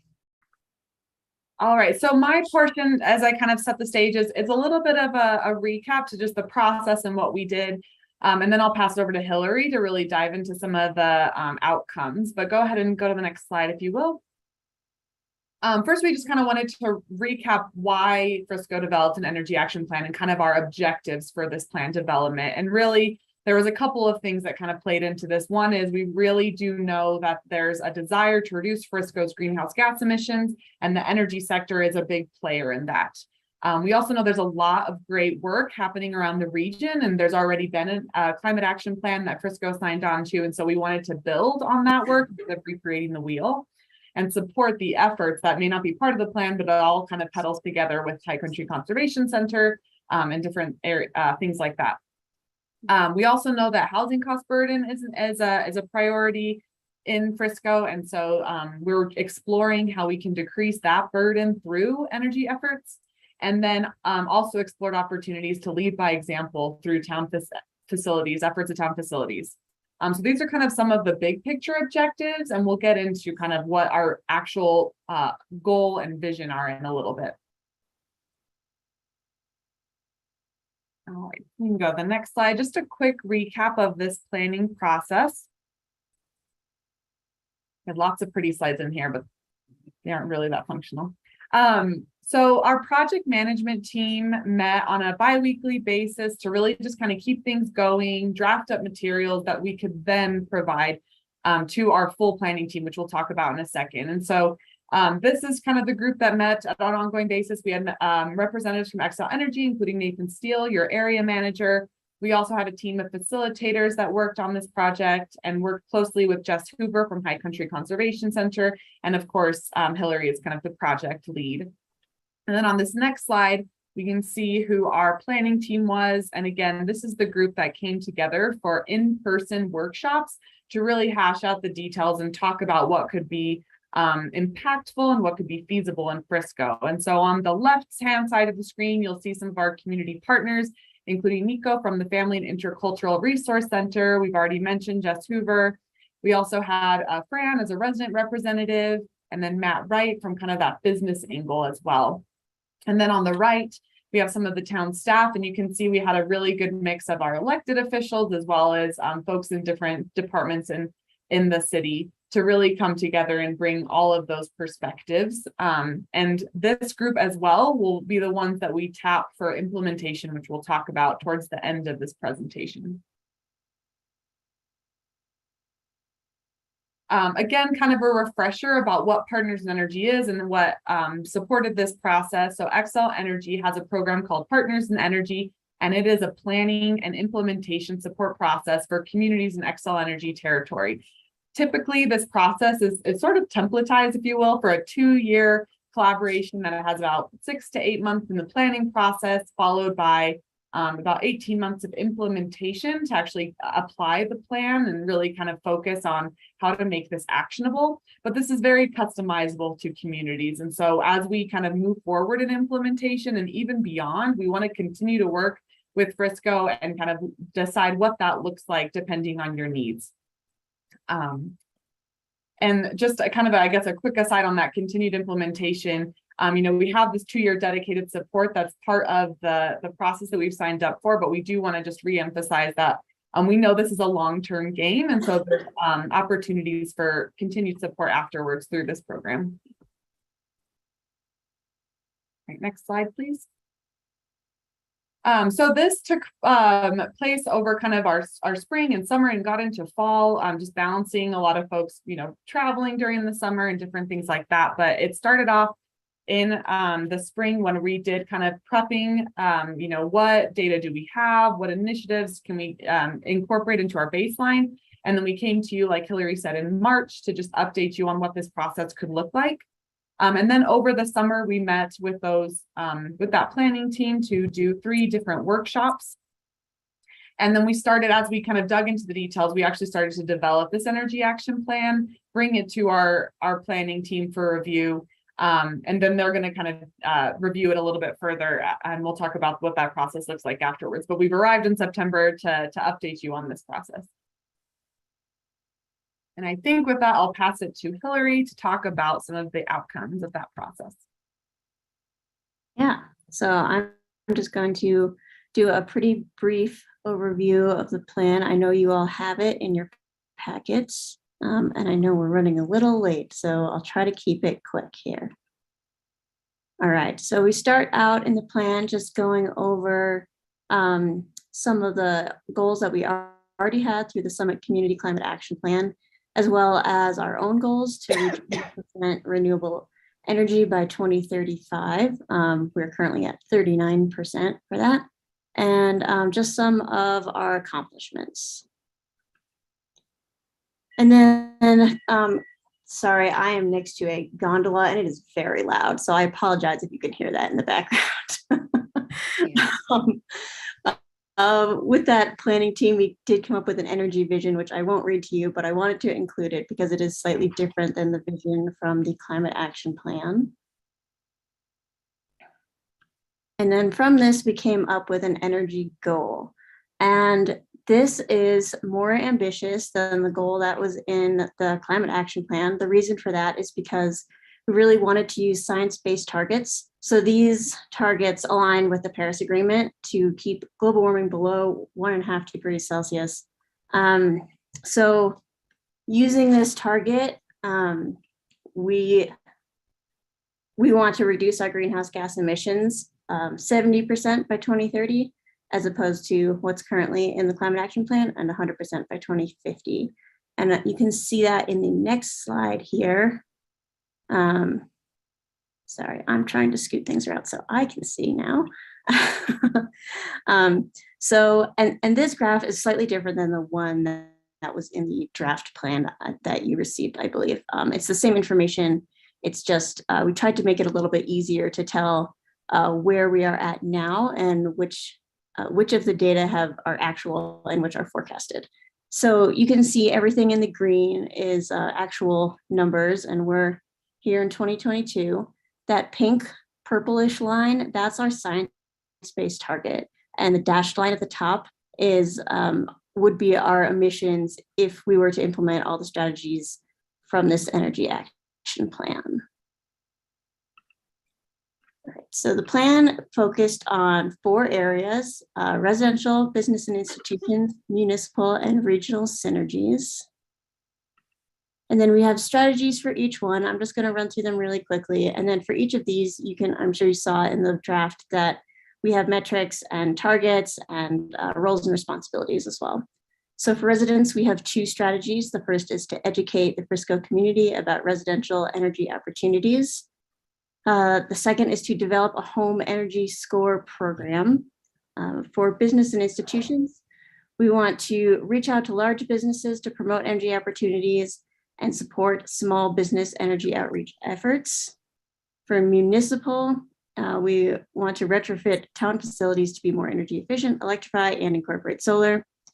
And for regional, we have 3 strategies. The first focuses on regional workforce to support home energy assessments, renewable energy, and electrification. The second one talks about home energy improvements incentives for lower and middle income households. And then the third one is to expand Solarize Summit. And I am more than happy to answer questions or discuss any of these. But before we do that, I just want to hand it back over to Lynn to talk about our implementation approach. Thanks. Like Hillary said, each of the strategies do have some action plans just to kind of jumpstart implementation and think about what are our first steps, what are we trying to achieve in this kind of 18-month sprint to June 2024. And through Partners in Energy, we're really happy to just kind of fill the gaps and provide additional capacity because we know that your town staff is doing quite a lot. And so that would include what we're thinking right now is monthly project management team meetings with Hillary, and then quarterly staff work group meetings to see how we can kind of divvy this up and move these strategies forward. And again, just ongoing Partners in Energy support could look like joint marketing. So really supporting some of those outreach strategies, providing you support and kind of a connection to Xcel Energy programs and making sure that you're able to leverage those to the fullest degree. Providing additional education and outreach. So not just marketing, but also like, are there other ways for us to provide targeted outreach through, large businesses, account managers and things like that. And then ongoing project management, and then tracking and reporting. We will provide you with data updates from Xcel Energy, energy consumption, energy savings, and program data twice a year. So we will provide that at minimum, and then we can explore other ways to kind of dive into the data and analyze it to support those strategies. I think that's all of our slides. So happy to take any questions from you all, and really thank you for the opportunity. Thanks, Hillary. Questions?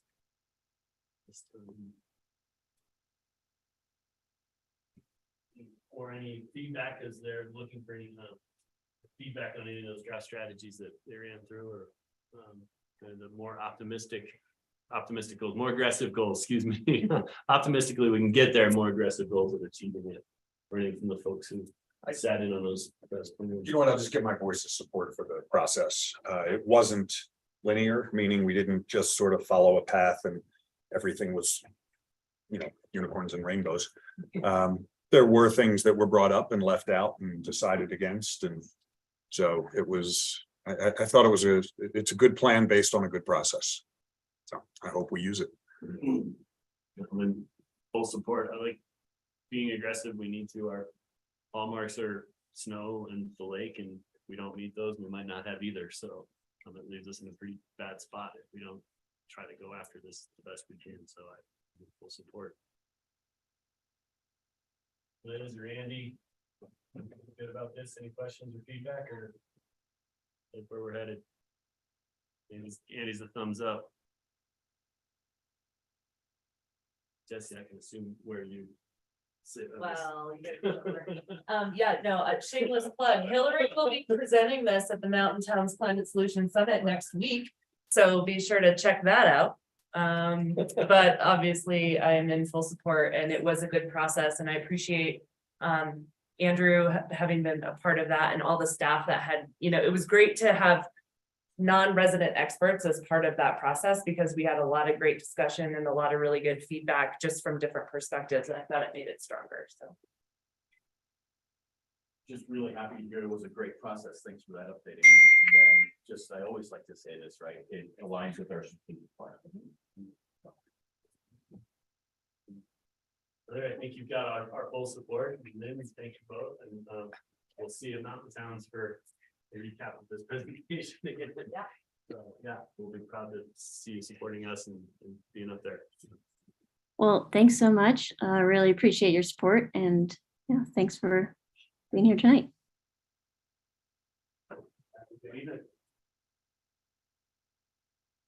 Next up this afternoon is agenda item number 4, and this is the request to purchase a Lenco Bearcat. So the chief is here with backup and chief. So you can give him orders in our town. Is that how it works? What's that? You can give him orders in our town. Are you ready for it? So we're gonna do a little format YouTube thing on the Bearcat, and I'm gonna pass out. This is where we can have used it. So whenever you're ready, Deborah. Yep. Quickly, just for those who haven't. Share sound. Oh, I'm sorry. Joining us. I don't know your processes, so I didn't want to say. You're- I'm Ken Osborne, I'm the chief in Dillon. So nice to meet everybody. Nice to meet you.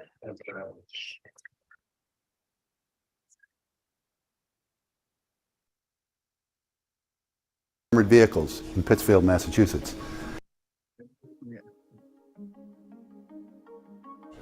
Hi, my name is Jim Massery, and I'm the U.S. Sales Manager for Lenco Armored Vehicles in Pittsfield, Massachusetts. One of the things that happens to me often when I'm at a trade show with a beautiful Lenco Bearcat G3, just like this, is customers who haven't seen one for a long time will ask a question something like, is that $1 million vehicle or a $500,000 vehicle? Actually, no. This vehicle here, well equipped, our most iconic and best-selling model of the Lenco Bearcat, is $286,153. And I'd love to show you what comes with this vehicle. Of course, you get our wonderful G3 4-wheel off-road package with a military-grade tire and the run flat system. This particular version has our intercom system, inside to out, to allow you to listen to ambient noise outside the vehicle without having to breach the armor. We also have, for safety features, our electric power mirrors because the windows don't roll down. So that drivers of different height can very easily adjust the mirrors and drive safely. Our standard running boards, of course, our standard 50 caliber multi-hit armor, both the body and the glass. 13 gun ports come with the Bearcat G3 4-door. We've upgraded 11 of these to be the 7-inch vertical gun ports. This particular model at this price comes with our hydraulic ram system with the post and plate that allows you to breach a door or a wall. It's the same system that helped save 30 people at the Pulse nightclub terrorist attack. Come around back of the vehicle, you still see the wraparound running boards, heavy duty mil-spec steel, tough enough to withstand a crash from the rear or the side. You also have this very wide and simple open space. The bench seats are designed to seat 3 or 4. We've got the 2 rear-facing flip-down seats. The 2 seats in the front makes this a 10 to 12 person vehicle. When you jump inside, what do you see? It's real simple. Just comfortable, cushioned bench seats with storage underneath for bigger guys like me to sit comfortably without their head hitting the ceiling. All kinds of grab handles on the ceiling, tie-down posts. Very simple design, but designed to allow a SWAT team to do their job quickly. Another standard feature is our 3-position adjustable height observation stand. 3 positions, 1, 2, 3 for the shorter people on your team. To close it, very simply, pull the pins and drop it in place. Another standard feature everybody loves, our rotating roof hatch, also 50 caliber rated with a heavy duty bearing to allow this to turn for years. And we project these Bearcats to last 15 to 20 years. So even if you want to turn the hatch to face your threat, you can do it before you open it. And then when you do open it, you're going to pin it in your spot of choice, lock it in, release this pin, and literally walk it up with one hand. That counterbalance system is classic. It's one of the most famous features about this Bearcat. You're looking at advanced engineering at a really affordable price. Hopefully this little video helps you realize that you too can afford Elenco Bearcat G3, and if you need assistance with leasing or financing or grant writing help, we have all that too. Thank you very much.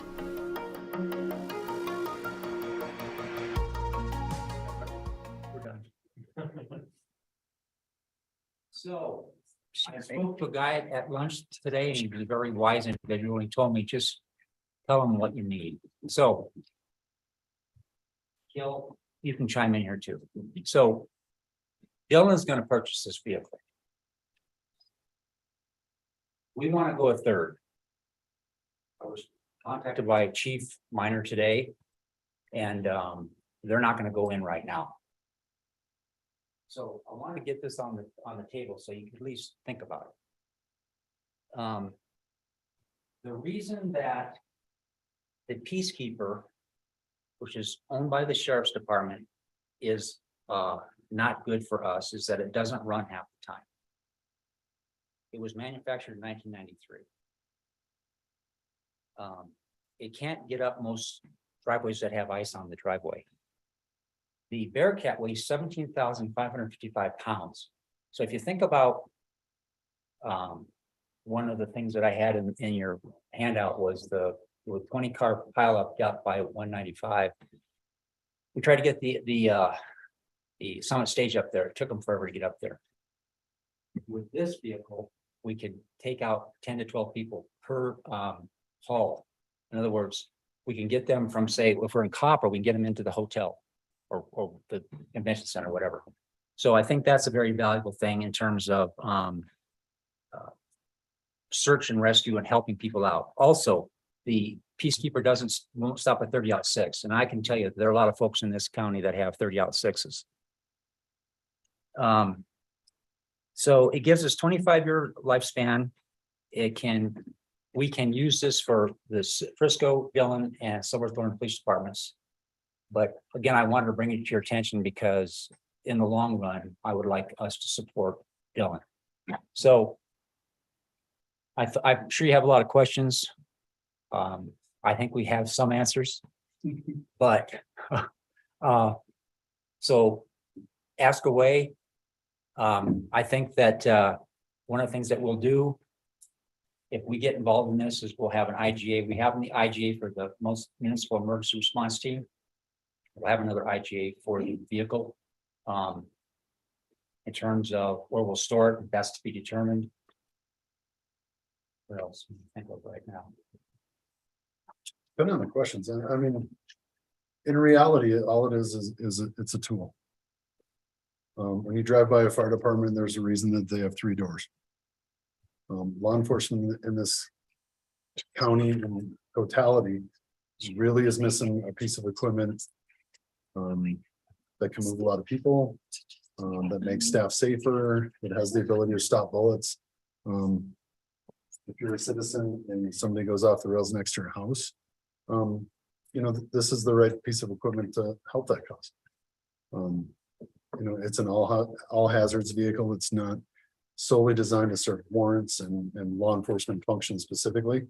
There's a lot of different applications for these types of vehicles. They're outstanding. So and sorry, you know, at the end of the day, the partnership is looking at that in totality of just the cost. It's less than a patrol car. So one of the things that I put in here, I think it's about 1, 2, 3, 4 down, diversionary tactic. We had an individual go off over here off of Madison. And I was on that call. And it was kind of late at night, so it kind of bothered me that I had to be up that late. But he was in a bedroom with a gun.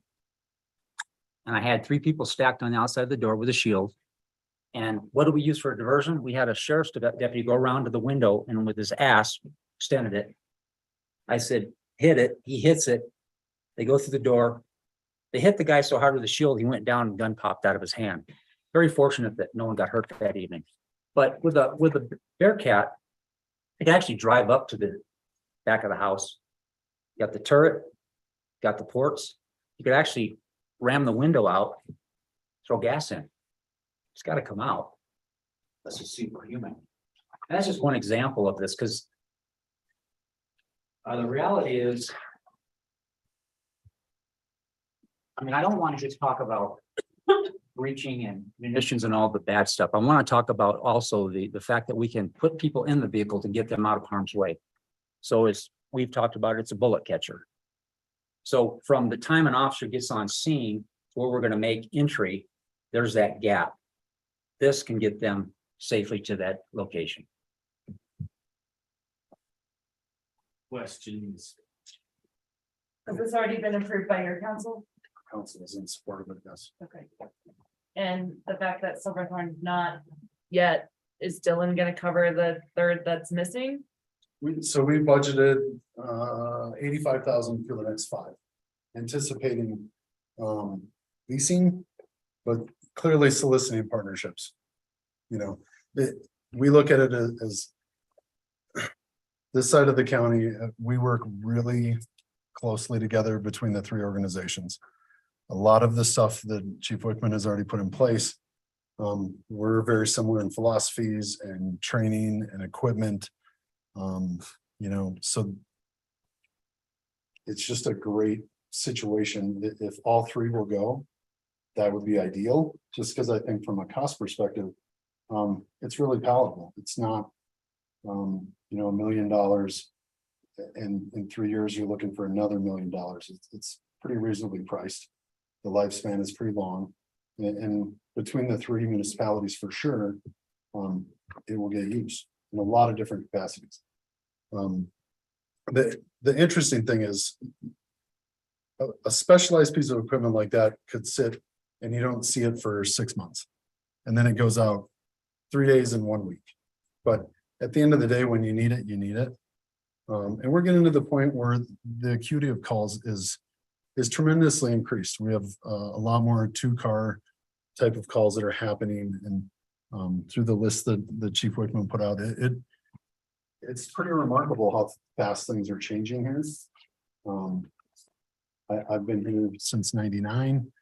You know, you can just see and you hear stories and stuff that has happened that, you know, maybe happen once a month, maybe once a quarter.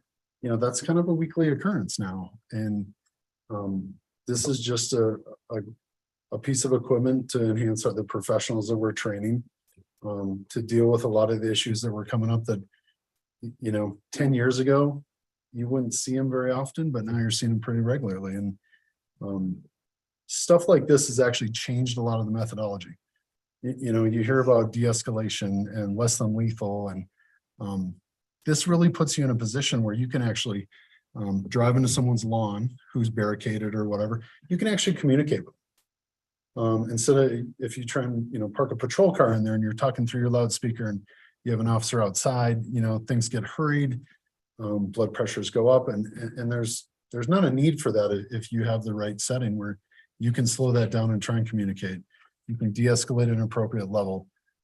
Your chances of getting into an officer involved shooting or your officer is getting shot at is better. So some of the methodology has really changed drastically through technology. I know for a fact that Chief Wickman and I talking great length of, you know, better equipment. You know, we have 40 millimeter, less than lethal impact munitions. He had mentioned gas rounds. One of the videos that we showed, we had an incident in Dillon in one of the parking lots where we introduced gas into a car. And the scariest part of that, we really had no good place to do that, where one of our patrol cars actually pinned it in from the front. And this is an armed suicidal, homicidal person. You know, what a great opportunity literally to pop out one of the windows and shoot our guy. Where this type of equipment, you know, you can just park in front of them and keep talking. You have cameras. The live feeds of that, we can launch drones from it. I mean, it's such a great piece of equipment because you can stage a lot of other stuff out of it as well. So the reality, you know, I'm aging myself now, but we could have used that at Columbine. Also, the Granby incident with the tank, well, I tell you what, that was frightening. I got a 50 caliber out the back and a 223 out the front, big weapons. Fortunately, the thing got high centered. We went in and with Jeffco, bomb squad and we put C4 on this thing and blew it. And by God, thank God we were on the ground because it blew back at us and couldn't hear it for an hour. Then we went back on the abduction of the woman from Littleton, where the guy raped her multiple times. And we were set up on that, and we could have gone up to that house and probably rammed it into the front door of that place and into this much quicker. But again, I don't want to just talk about all the negative stuff. I want to talk about the positive stuff in terms of rescuing people. Yeah, can I just ask a few logistical questions? So I see Dylan has somebody who can maintain this thing, but staff turnover is really high. Like, does Bearcat come in and train more maintenance people? Can it be your typical fleet, or does it have to be somebody that's dedicated to this vehicle? So both. The answer is both. You can hire crews. They have crews that travel all over the country. The reason, so there's predominantly two different companies. You have Lenco, Bearcat, and you have Teradyne, which is the Canadian version. The Lenco happens to be a very simple Ford chassis with Cummins diesel.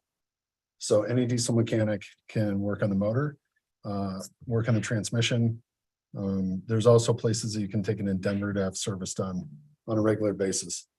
One of the really positive things about the G3 specifically of why we're looking at it is the dimension. We can drive it down the highway. We can drive it through the tunnel.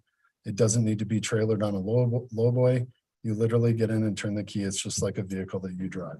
Some of the other agencies that have gotten bigger pieces of maybe military surplus or MRAPs or things like that, you know, every time that they go somewhere, they have to have an escort. You know, some of them don't even fit under bridges.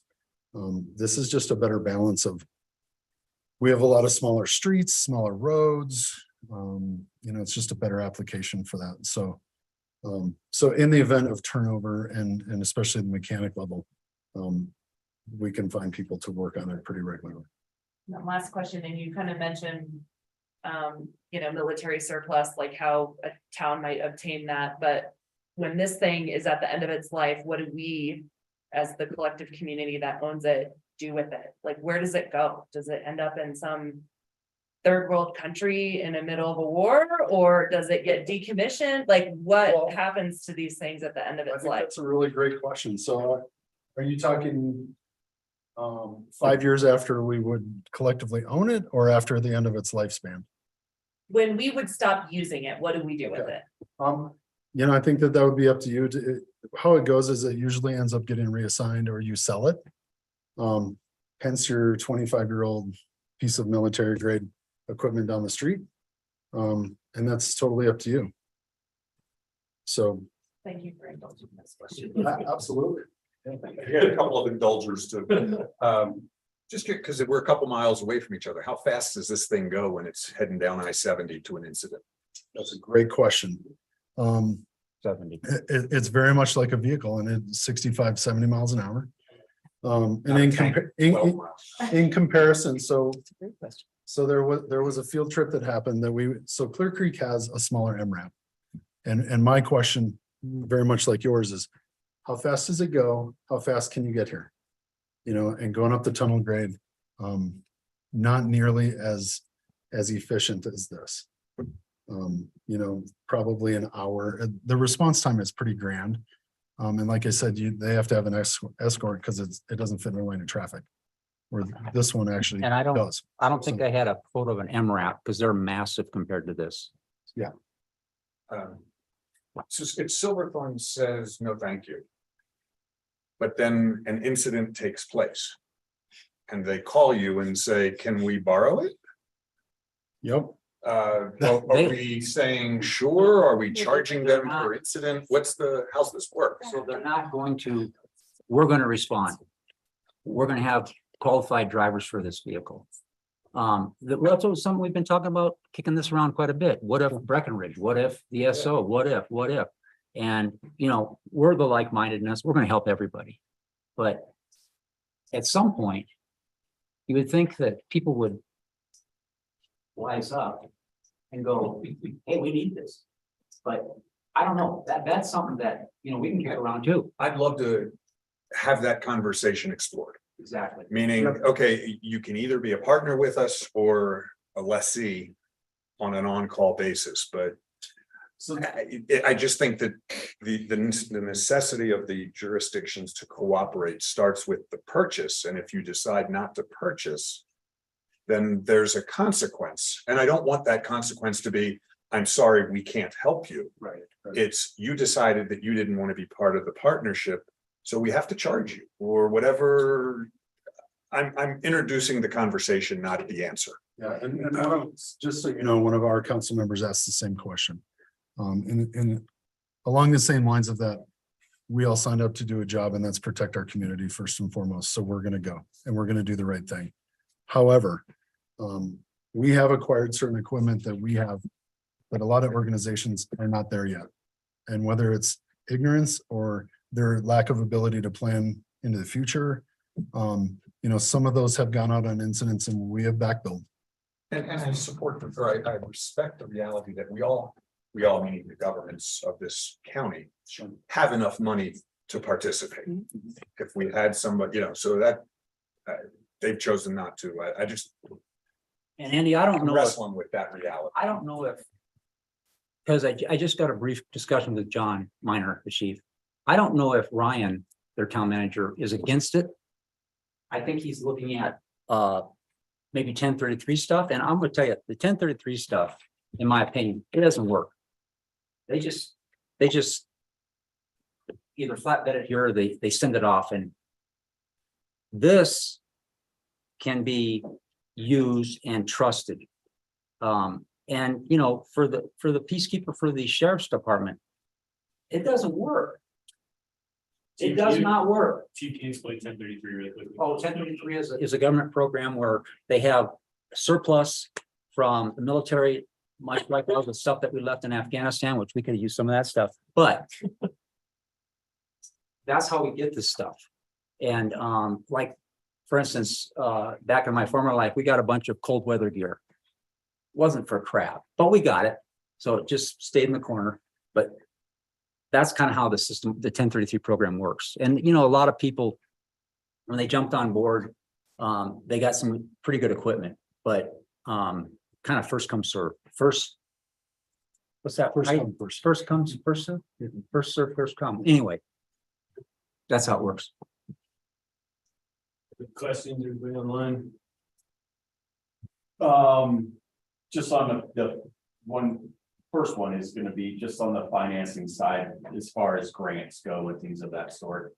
I would like to at least entertain that option, whether, and I know that's a person selling a product, but there's also a lot of other funding mechanisms out there right now with different federal programs that have come back. If we can look at we have some grant writing ability these days to help us offset the costs of it. Yeah, I was thinking perhaps Homeland Security. Right, and then just to follow that up is, right, so if this were to move forward, is there a way to perhaps start a lease and then get the grants in place, then for the purchase, that sort of, just again, alternate funding mechanisms? And then I'm really frustrated with the state of law enforcement in Summit County's lack of cooperation, as I know you guys are too. And I wouldn't want to support this unless it's available. You call, we come, right? Take the high road. We're there to help everybody in the community. All this other stuff can play out afterwards. We're 100% behind that attitude. We Just go, wanted- we go. I wanted everyone to hear. Yeah, yeah. I appreciate that standpoint. I mean, besides Blue River, I represent the smallest police department in the county. And here we are. Trying to do the right thing. Go for it, Andy. Yeah, thanks. Chief, you know, I support you in all of your efforts. And it was a little surprising that this is the tool we need. But I love how you guys really just focused more on, you know, de-escalation and helping people and how that can help out that way. And that's a great thing. And I know you guys are going to be there wherever you have to be. And, you know, so per what Andy was saying with, someone didn't buy in, we should easily just have a charge for them at the end. Whatever. Yeah, we're there, but the machine costs some money. Just like search and rescue does, with the helicopter or whatever. So I also love that this is multi jurisdictional as far as we're all going in together. Because when I first looked at it, I was like, ooh, 280 grand. So that's great. And then pursuing grants and whatnot.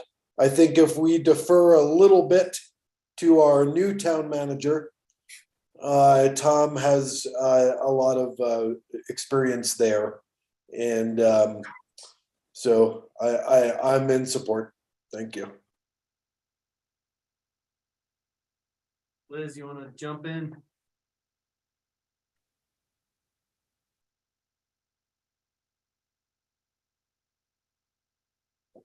I'm supportive of this idea. I would be interested in looking at some of the funding opportunities or options that we could pursue. And I like the idea of collaborating with other jurisdictions in law enforcement and creating like a countywide collective effort to keep our community safe and to, do whatever we can to participate in, I guess, just, de-escalation and safety. So I'm in support. I guess the funding part and the grant writing options, that would be something I'd want to know more about. But I'm in. I'll ask the hard question. It would be, sell me on why we're not militarizing our police with the purchase of this vehicle. Why we are not militarizing. Remember when God rest his soul, Larry was talking about SWAT Mission Creep? And I'm like, what are you talking about, brother? It's like, when it comes to, and I've got these examples, when it comes to using this vehicle, we're not militarizing our officers, we're making them safe. We're also making the community safer by, in terms of getting them out of a situation, if there's an avalanche or whatever, we're using this to help people. And you think about the officer that was just killed in Arvada, took a shot through the throat. We're trying to make everybody safer. And I don't understand the militarization perspective when people say that to me, because if we can make somebody safe or a group of officers safer, that's what we're going to do.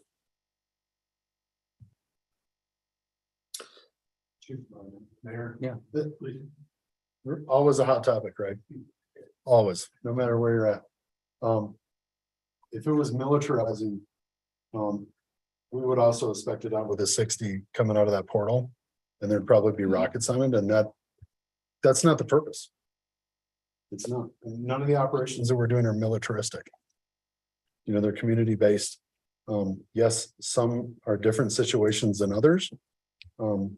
But I can almost guarantee that Chief's never going to call in an airstrike anywhere in the town of Frisco, although it almost happened in Granby, to be quite honest with you. Because they just had a piece of equipment that couldn't be stopped. And we talk about that a lot of the militaristic portion of that, through 1033, could you get a tank? If somebody took off down Main Street and take your pick of how they built it.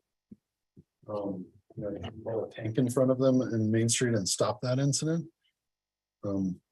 It could be from your public works department. That's not militaristic, that's just common sense. If I may, most people really just don't understand what you guys have to deal with on a daily basis.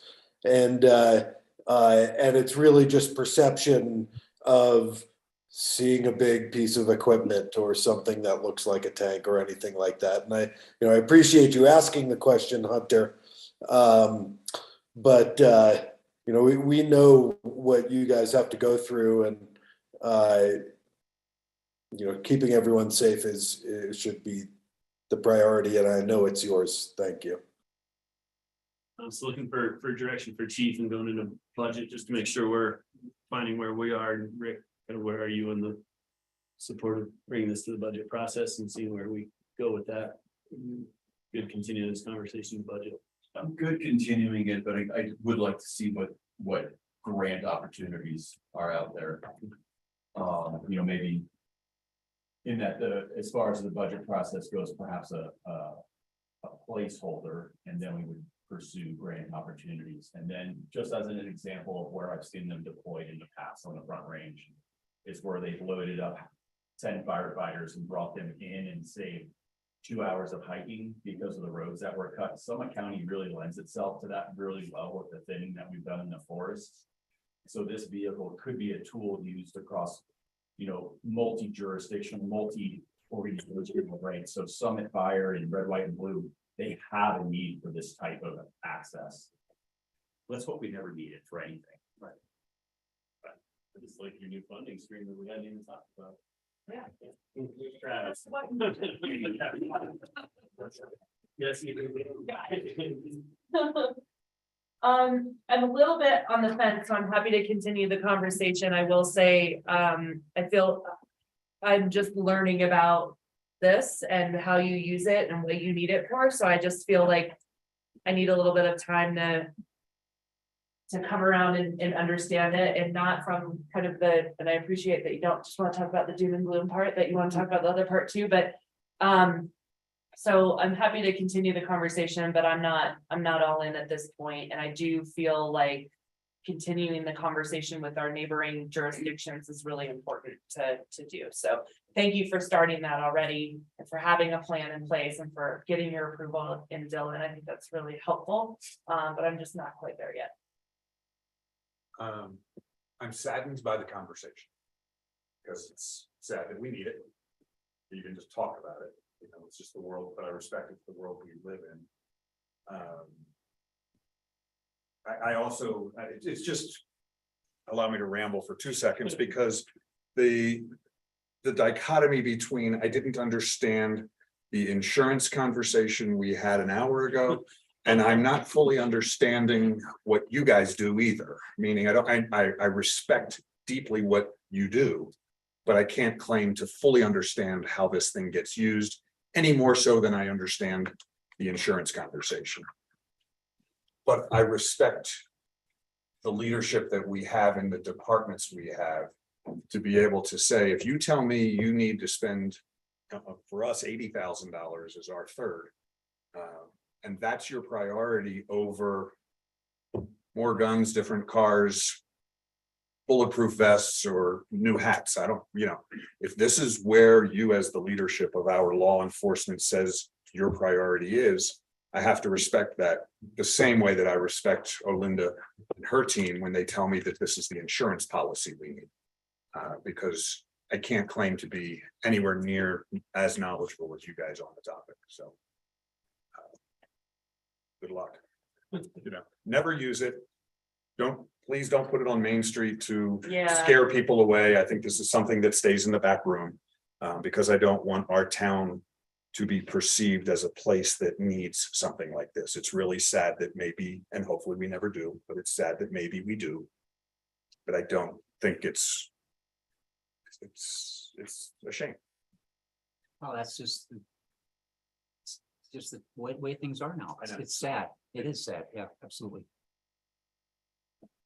Think that I would just also always do the plug for those who haven't, especially in council, and probably anybody else. If you have not done a ride along with an officer, please do so. Get with chief, probably get with either chief, probably welcome to do it in Dylan too. They have their fair share of equally entertaining officers as well, but I think it's eye-opening to hear and see what happens in this county, especially when the sun goes down. So I strongly recommend doing that and encourage everybody to do that. It's worthwhile. And I do know from good authority that you and your teams, you too, like us, have the policies and politics to deal with amongst things, but I know that all of your crews will execute and take care of this community or any community we have. So thank you for that. So we'll move this to budget and see where we end up with that conversation. And then I'd say continue to reach out if more comes up or you hear more from other jurisdictions.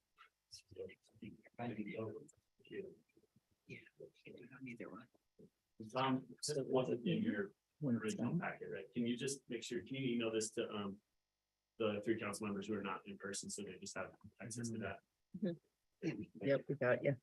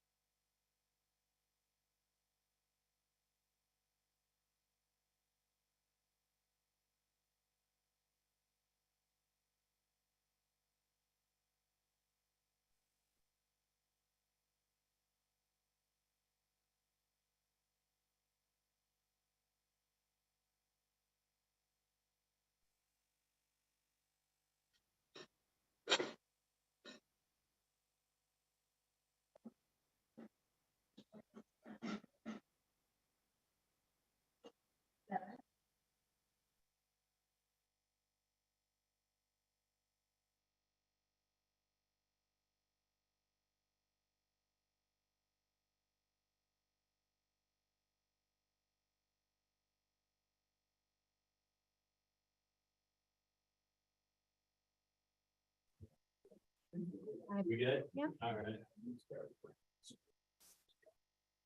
Good evening, everyone. It's 7 o'clock. Welcome back. I'd like to call to order the regular meeting of Frisco Town Council. This time we'll be taking public comment. Anyone wishing to make public comment may do so now. Please be topic specific to anything that is not on this evening's agenda. Please state your name and address for the record and limit your comments to no longer than 3 minutes. If you're joining us online, you can unmute yourself, turn on your camera, and I will call on you. And raise your hand, please. Raise your hand, please, if you're online. Was anyone? Were you here for public comment? He was. Yep, now would be a great time to come on. Come on up. Yep, it's all yours. Yep.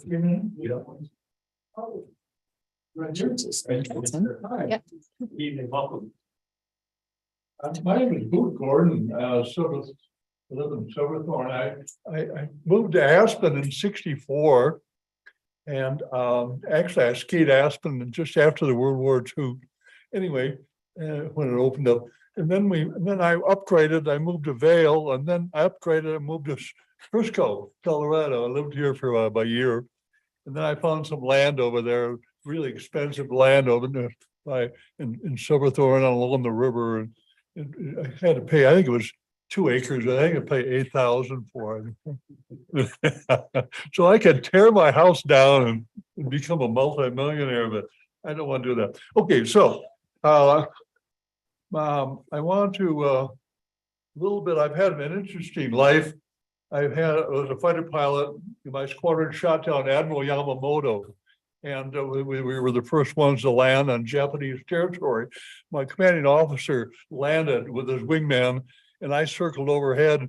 And again, just ceased fire. See, the war hadn't ended, and so anyway, he landed, and they came, and we circled overhead about 50 feet above the ground, and 90 miles an hour staggering around. They could have got me with a 22. Anyway, they came out with a samurai sword. Well, they didn't cut his head off. They gave it to him, so I knew he'd be okay. But see, it's kind of a gutsy thing to do because all previous prisoners that landed on Formosa, this is Formosa, or today called Taiwan. The Japanese command cut off their heads. And I had 2 close friends that probably had to parachute off and were beheaded by those bastards. Excuse the expression. Anyway, so, but I've had an interesting life, and I've been a ski instructor in Aspen and overseas, and I taught school, and I've had some tough times too. You won't believe this, but I survived 3 divorces in the Korean War, in World War II. And then I also survived as a substitute school teacher in Minneapolis and here in Summit County. So, and anyway, so I built I originated the Peace Corps. That's another story. And I built my house, foam house in Silverthorne, the foam dome you probably all heard about.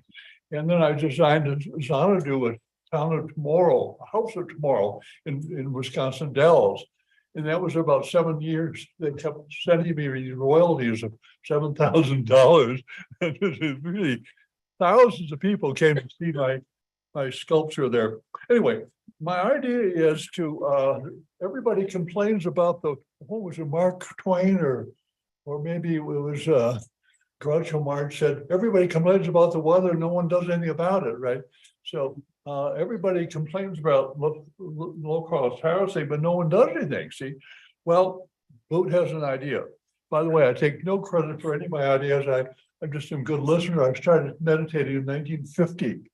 So anyway, here's my plan, or my suggestion, is that the town of Frisco owns some land right here in the forest land, but you can't get any sewers, right? Well, my idea is to trade land from the north end of this piece of property you have out here and trade it for some land next to Silverthorne and connect with their sewer, see?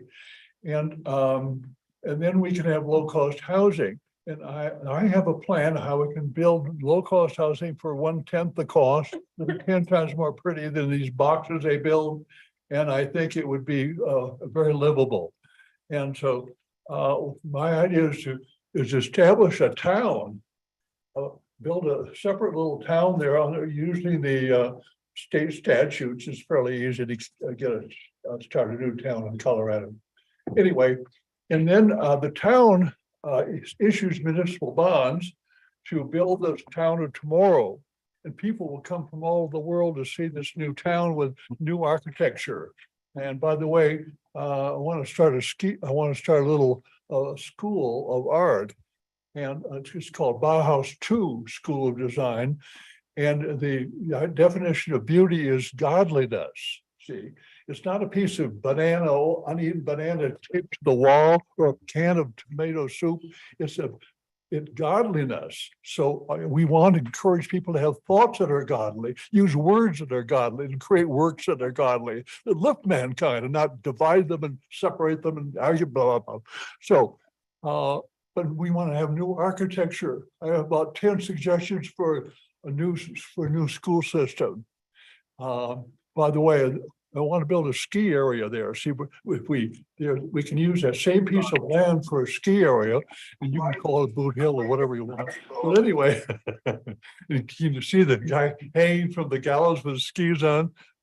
Anyway, so then who would run this ski area? See, who would take care of it? The charter school. We'd have a charter school. They go to school in the morning, in the afternoon and evening and weekends.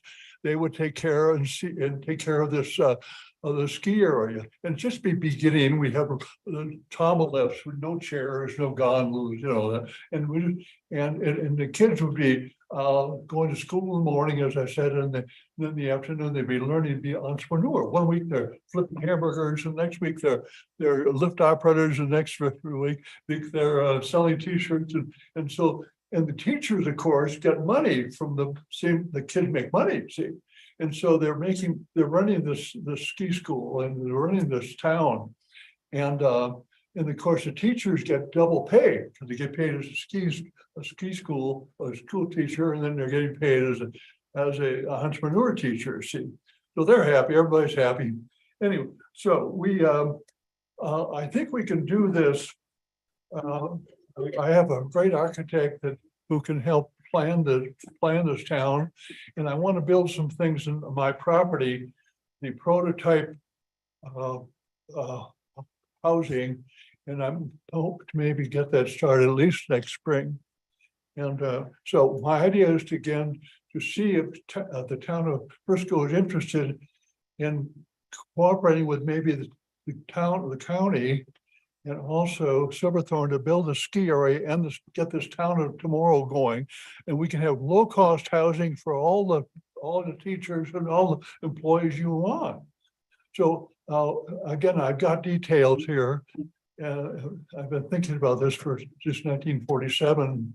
So I have plenty of notes and stuff. So if you want to get together, or your town manager or whoever wants to talk to me about this, I got details. Thank you very much. Any questions? I think we're good for now, but we appreciate your sharing. Thank you so much. Thank you.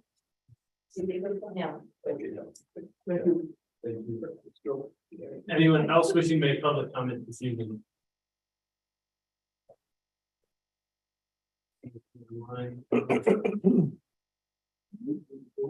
No additional public comment. I'll close. Bring it back to mayor and council comments, and I'd like to kick it off by proudly welcoming our new town manager to the first meeting. It's a diverse one and entertaining one, but Tom Fisher, welcome to Frisco and welcome to our community and our town. And we're so happy that you're here. You brought your wife with you and your dog, and I think I'm looking forward to a great partnership with you and everything we can accomplish while I'm sitting here and for years to come when I've moved on. So welcome, looking forward to it, and we're glad you're here. So thank you. Thank you so much, and thanks for the opportunity. With that, I'd also just like to, in the absence of a town manager, I want to just take a moment to thank all of our staff, particularly leadership, and Diane McBride for truly stepping up and showing this community, not just this town, how lucky we are to have the people who work for this town, the passion they bring, their commitment to it. We thrived for the last 7 months and continuing to get everything we wanted to do in our strategic plan and added new goals, and we were ambitious and we didn't miss a beat. And that is directly a result of the leadership we have within this town. And I want to thank each and every one of you for stepping up. I know it was an additional workload for all of you in absence of a town manager, but we wanted to make sure we did it the right way to bring the right person to town, which we did. But thank you for all the extra effort and what you've done for this community and everybody who's here. So thank you so much. Thanks, Son. Other council comments? Yeah, I just wanted to take a moment to plug an event next week that the town of Frisco is partnering on, and that is the Mountain Towns 2030 Climate Solutions Summit. It's really geared towards local government officials, outdoor resort communities, and businesses who are looking to join in leveraging action on climate. There is a public event. Pete McBride is doing his presentation Chasing Water on Wednesday night at 6 o'clock at the Riverwalk Center, and tickets are required. But we also have registration for all the sessions open, and there's also volunteer opportunities. So the town of Frisco is very proud to be a partner of that event, as are all the communities actually in Summit County.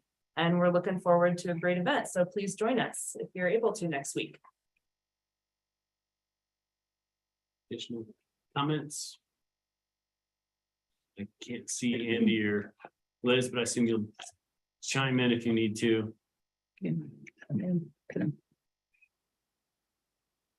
moving on to the consent agenda. The consent agenda. Move to approve the consent agenda by Mayor Pro Tem Inkin. Is there a second? Second by Councilmember Aronson. Any discussion on the motion? You call the question, please. Yes. Aronson, Yes. Burley, Yes. Held, Yes. Incan, Yes. Halenko, absent. Scripsack, Adrian, Yes.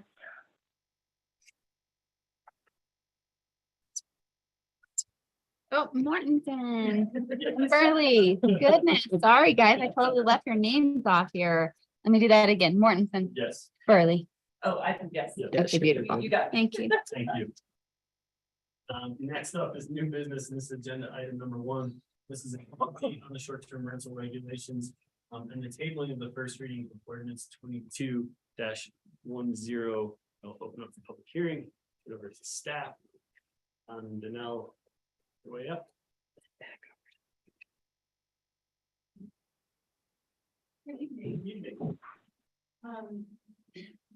So we wrote a very brief staff memo about the reason why we're tabling the ordinance this evening for short-term rental license cap, and Thad has offered to do a presentation to go over the details of the legal reason behind that. So go ahead and turn it over to Thad, and then if you have any questions for staff about the recommendation, I'm happy to answer. Thank you, Mr. Mayor, Council. You will, just by way of background, you will recall that there was at least enough consensus at the end of the last meeting, I believe on August 23rd, to direct staff to prepare an ordinance that would establish a cap on STR licenses. But importantly, for purposes of this discussion, was also going to establish an exemption from that cap number, whatever it may have been, for people who resided in the residence that they sought a license to short-term rent to others as their principal residence. All fine and good, right? Sounded like at the time, we thought at the time. After all, that residential distinction forms the basis of the regulatory scheme for places like Denver. In Denver, you're not going to get an STR license for any place other than your principal residence, period, end of story. I don't think that's the case anymore. It won't be before long, depending on how Denver reacts to this case. There've been a couple of occasions in my legal career, but only a couple, where legal developments have caught up to regulatory efforts in the middle of those regulatory efforts, and this is one of them. I mentioned that last meeting on the 23rd. Unbeknownst to me, or I think anybody else in the room, or maybe the county at that point, the day before, the Fifth Circuit Court of Appeals had issued its decision in a case titled Hignell Stark v. City of New Orleans. There's a copy of it in your council packet. It's actually, while it's a little long, 18 pages, it's a pretty easy read as Court of Appeals cases go, right? It really is. It's not filled with super complex legal jargon. I thought they used very colloquial terms lots of times to describe their decision and the reason for it. So I'm going to describe that case and its holding. The bottom line, though, is that this case, this court has decided in what appears to be a case of first impression in the federal district courts, if not, I'm sorry, the federal courts of appeals, if not the district courts, have decided that local code provisions in the context of short-term rental regulations that discriminate in favor of local residents by way of residency requirements to allow the licenses violates the Commerce Clause of the U.S. Constitution, in that it provides differential discriminatory treatment against out-of-state actors, right? Remember, the Commerce Clause is all about Congress's ability to regulate interstate commerce. This particular case deals with what's known as the Dormant Commerce Clause, the idea that because the U.S. Constitution has granted the federal government the authority to regulate interstate commerce, there is an ipso facto or implied prohibition on states or localities, state actors, to regulate in that manner. So, right, the case involves 3 different constitutional challenges to New Orleans regulations of STRs. The first was a takings claim, and that's the other thing about this case. This case cuts both ways. In some ways, it's really very good for municipalities that are interested in regulating short-term rentals, because it is not the first time, but I think it's the first time we've got a federal court of appeals case that that rejects a takings claim as a result of the regulations, because they find there is no federally protected property interest in the license. That's really important, right? Had they found otherwise, we would not only be dealing with Commerce Clause issues, we'd be dealing with takings issues, regulatory takings issues, and arguments about how much we might be diminishing the value of property, by denying licenses as a result of a cap or the like, right? Not renewing, that sort of thing. So the case is very good in that respect, and I think will be relied on by municipalities and its regulatory efforts concerning STRs. It's very bad, though, with respect to the claim, the challenge is to the unconstitutional nature of the regulation. What basically the regulation did, and I should back up and tell you that, and see if this story sounds familiar. Before STRs became a major phenomenon, the city of New Orleans forbade property owners in residential neighborhoods from renting their homes for less than 30 days. In 2016, however, the city decided to offer licenses for such property owners to do so for shorter periods.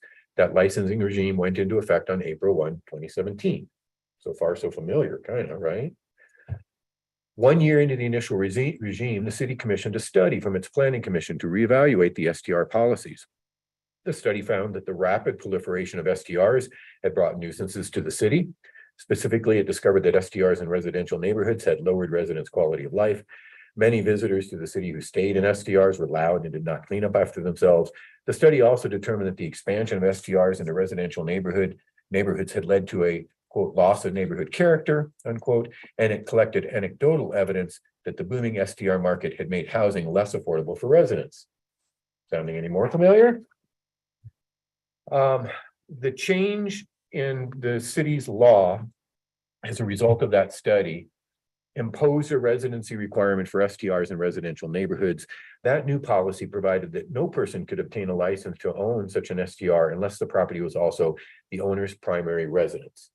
A little bit of a distinction between what we're doing, but frankly, not a lot, right? Because once we hit a cap, there's no more STR licenses, except if you're a resident. It becomes essentially the same scheme as what this court was addressing.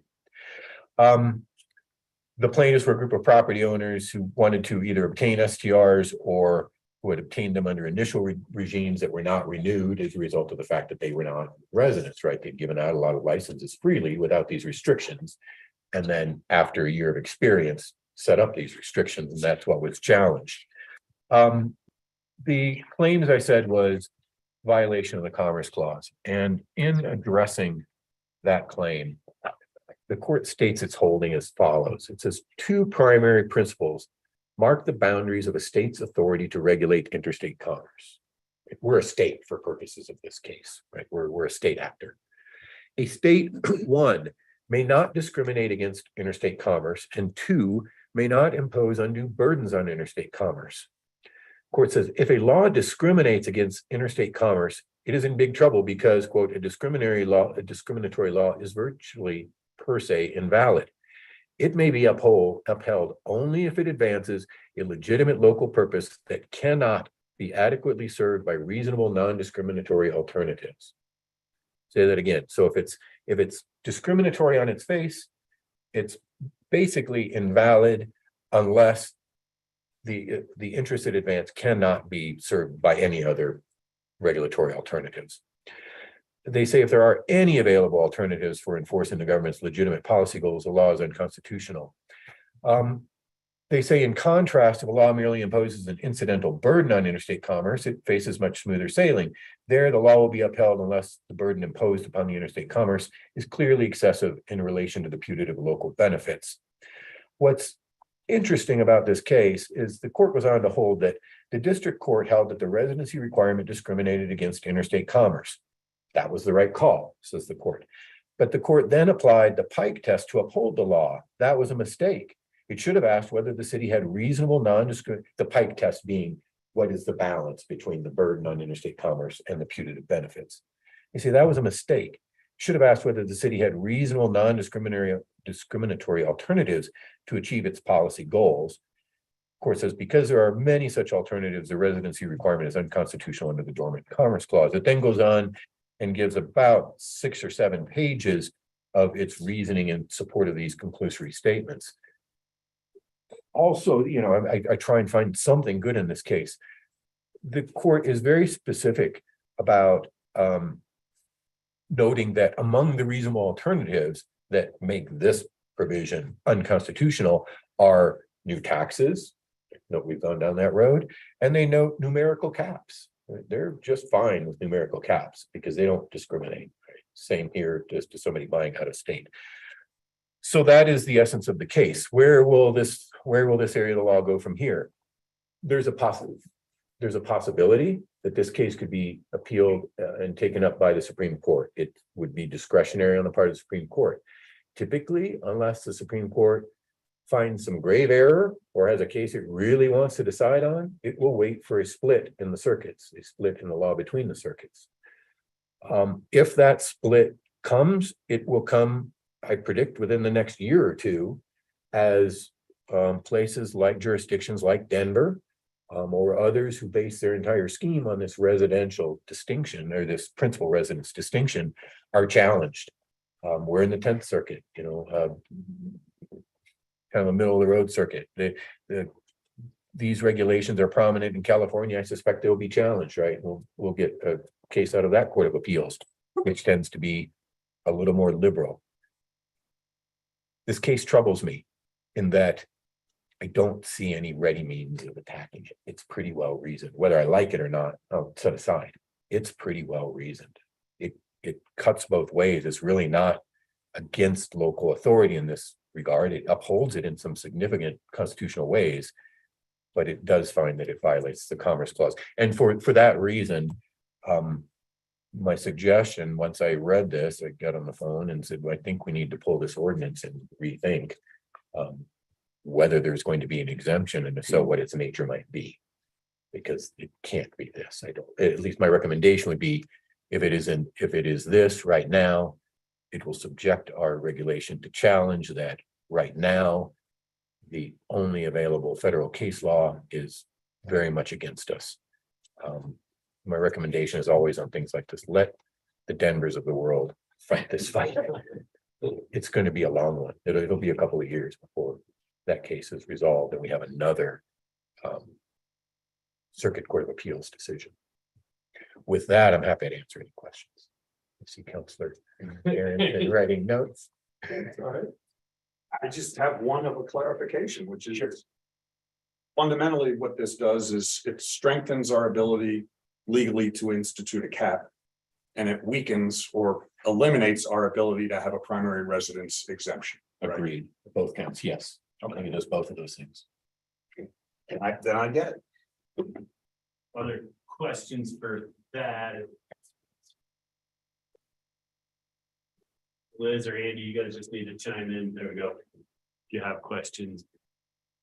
Thank you, Thad, for that and the review, and appreciate that. And it is, I think maybe for the better that they coincided for everyone's sake at this. Well, it could have been, yeah, it could have been next week after first reading or 2 weeks after second reading. And that's a little worse. So council, the next question is. Andy's got his, What's that? Andy.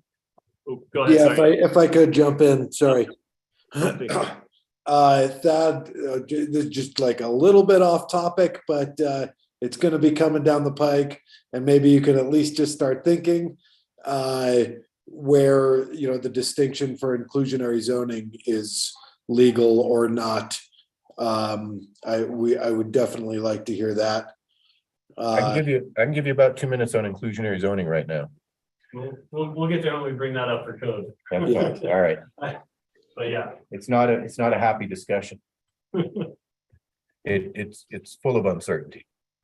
But I do think, I know that Don and the team have that on their ideas of things that we task them with, so. Council, I guess the question right now is, would you like to still have Danelle give her portion of the staff report, or move on to public comment and then table this to another meeting if there's interest in the staff report? I'm good with hearing the staff report. Great, to know I have you, if you would just quickly review your portion of the staff report and. Sure, yeah, I'd be happy to. So it's really brief. As a result of that court decision, staff has changed our recommendation to eliminate the exempt license type and increase the short-term rental license cap from 22% to 25%. The end result of that would be the same quantity of short-term rental license that we originally intended, because there are about 119 existing short-term rental licenses that have been issued to locals with a residence here in Summit County. So we are anticipating that they would qualify. We don't know for sure that they would qualify for that exemption, but that was our original estimate. So adding those 120 so licenses to the 22% would get us up to 25%. Question, a clarifying question on that. Sure. Out of the 119, I know where you rough numbers right now, but as we move forward, I definitely think we need to know that owner occupied versus locally owned. Right? Sure, yeah. So did you mean to say that those were owner occupied, or those are just folks that live in Summit County that own a short-term rental in Frisco? Right now, we just don't have that information. So that's why I'm saying that's an estimate. We would have to have them prove that that's their primary residency. But now that that option is off the table, we're just saying that was our original number, estimated number, and for going with that, we would recommend 25%. Is it useful to us to ask that question during the STR license application process, just to better understand that number? Or if this is totally off the table, do we not even care? I mean, I'm still interested in knowing that information. Is that something we can ask during the application process, or is that just? No, I think you could ask. And to gather more information that way? yeah, absolutely. Sorry, to clarify, we do ask if they're using the short-term rental, if it's a shared home rental. So some people are just renting a room. And in those cases, we know for sure on the application when they respond, yes, this is a shared home, that they are residing in the unit. But in the cases where people are renting when they go on vacation, we don't know how many of those are out there. So we could certainly add a question to the application to identify those individuals. That helps. Sure. Questions? I don't know that we could get there, but it'd be, and maybe this court case shuts the whole idea down, but. Right, if the exclusion, at least for the moment, is off the table, but.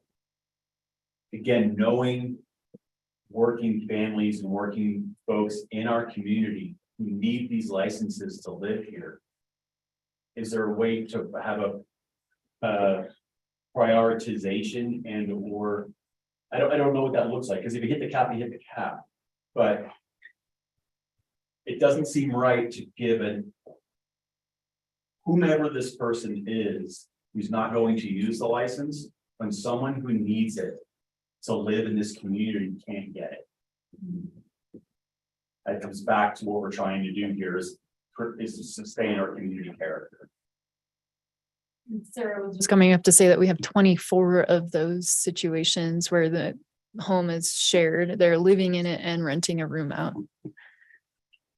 So 24 out of today, we have issued 800 short-term rental licenses.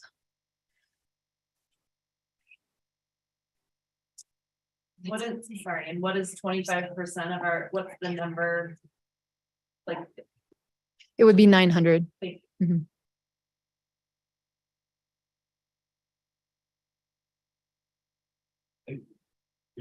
I understand what you're saying. The court, New Orleans argued the importance of its local interests. And the court recognized that they made that argument, but basically said, if you're discriminating on its face against out-of-state residents, we don't care your reasons. I mean, New Orleans said, look, this isn't about discrimination. We don't, come one, come all, but this is about our need for our local folks to have affordable housing. And the court basically said, yeah, too bad. They recognize it, right? They recognize the importance of the need. And they just say, look, you just can't discriminate on your face against them. You gotta find some other way to do it. And I understand other ways cut more roughly. I get it. And they know that. They know that. Sure. Yeah, I think we're now. Thanks. This time I'll open up for public comment in this particular agenda item. First, you make public comment. You step to the podium. If you're online, you can raise your hand. And I do see online, I'll go right to Dave Rolling. Floor is yours, please, Dave. Thank you, Mayor. I think you probably have my address memorized. Yeah. You guys can hear me. No, 1, 2, 3 Rose Crown Circle. Two things I wanted to raise. One is the percentages. The market has set a equilibrium, which was at 21. Apparently it's now reached the fringes of or slightly exceeded 22. And that is inclusive, as just mentioned by Danielle, of those individuals who are renting in all sorts of appropriate fashions, teachers and public servants who rent when they're out of town. So the equilibrium is 22%. It's easier later on to raise than it is to lower. I would encourage council to really consider, let's set it where the equilibrium is right now. That includes a rather substantial influx as soon as the subject has come up over the last 12 to 18 months. The second topic is, through all of these conversations, we've not yet talked about enforcement. And I could not have asked for a better lead-in than Thad reading from the study done by New Orleans, which is, this is a quality of life for the residents. And enforcement ensures that none of us have to live next to Animal House with a bunch of college kids every single week during snow and summer season. And for that matter, 40 or 50-year-olds doing the exact same thing because they're on vacation and they're drinking and partying and dancing and music and everything else like any one of us may do if we go out on vacation. So it's not bad people per se, but the point is enforcement, enforcement, enforcement. And not once have that subject come up through this. I'd feel much better about a higher rate if we had a 2-strike and you lose your license approach. Last thing I'll say, and then I'll be quiet. Perfect example was mentioned by Danielle 2 or 3 instances ago when the STR was on the agenda, where the local property contact lives outside of cell coverage and says, I didn't know I needed to be available to respond 7/24. You know, I live where I don't even have cell coverage. And that's just a blatant disrespect, if absolutely in disregard as well, for the whole point of this. So I would just say STR's good for the economy and all, in moderation. And let's talk about enforcement, because that will keep us and keep the community character that we all desire here. Thank you. Thank you, Dave. Appreciate that. Next, I'll go online to Julie. I can never remember what the SAVRM stands for, but I know you. Yep, yeah, say VRM, so it's the Summit Alliance of Vacation Rental Managers. I live at 108 Creekside, just around the corner from Town Hall. And I'm sorry I could not be there in person tonight, but I did want to come online and just thank you all for all of your hard work, especially Donnell and the entire team there in the town of Frisco's finance department. I know you all have been working very, very hard on all of these regulation ideas and the different possible solutions to this entire process, and it is not easy. So we really appreciate everything that you've all done to work through this, and especially the fact that you've been paying close attention to what's happening, not just here locally in Summit County, but outside of Colorado even. This case in New Orleans is certainly a very big deal. There are likely to be more just like it around the rest of the country. So yeah, definitely keep your eye out there. Keep an eye on what's happening in these other jurisdictions. Now that this case is passed in New Orleans, who knows what's going to happen elsewhere. So yeah, thank you guys again. We really, really appreciate you, and we'll continue to be here for you if you need any more information from the vacation rental industry. We have a whole host of members that are more than willing to offer any data that you need about occupancy or average daily rate or anything else we could possibly offer to help you guys in this process. So that's all I have to say. Thank you so much, and good luck, you guys. Thank you, Julie. Sorry for forgetting the acronym there. Appreciate it. All good. Thank you so much. I appreciate it. Others wishing to make public comments. Yep, please. Hi, everyone. My name is Amy Nakos. I'm a Summit local of 20 years. I've lived in Frisco 16 of those years. I live at 307 Teller Street. After the August 23rd meeting and sitting here tonight, I do feel a little bit like the fox in the hen house, because I have a completely different opinion than what I'm hearing. And I'm going to share that because I believe it's important, and I believe that there are other people who have the same feelings that I do. I'm a real estate professional. I'm an attorney. I've been working in the real estate industry for 22 years. I'm most concerned that with placing an STR cap, it's not being done with an actual understanding of what the intended result is. Limiting STRs is an important and valuable private property right. And while in New Orleans, it doesn't rise to the level of a taking, it really is a part of the bundle of property rights that come with a property, and it is valuable. Staff's original recommendation was to do an economic impact study to understand the facts and then take informed action. That seems to me like a great idea. With real data and information, you can be responsible to your constituents, understand the facts, formulate a plan, and then report back on how that plan is working. At the August 23rd work session, I was one of the people in the real estate community who met with staff and who provided what we thought was really valuable, important information. At that August 23rd meeting, the conversation went directly to, well, what should the cap be? So I felt personally like the information we provided and our recommendation was glossed over to get to a number to just do the caps. we work in this industry, we live it every day. And it's my belief that the changing and slowing real estate market conditions are going to actually give you the balance without having to do this short-term rental cap. We already saw in the Summit Daily, September 10th, reporting that visitors are down. And we know that the last 2 years of the real estate industry has been fueled by pandemic refugees. I would suggest that if you feel like if you must institute a cap, maybe make it higher so you have room to grow. I just heard the comment, well, we can always lift it. It's harder to bring it back. But by putting a cap on a number so close to your existing licenses, you will have a race to get those licenses that might not be used, thus leaving, less for others. Review your decision and review it often. What has the cap done to improve locals' housing retention? And has it improved the community character? Should you make changes and maybe even consider a sunset provision on this? I would also recommend that if you move forward, you make exceptions for properties that are already under contract or under construction.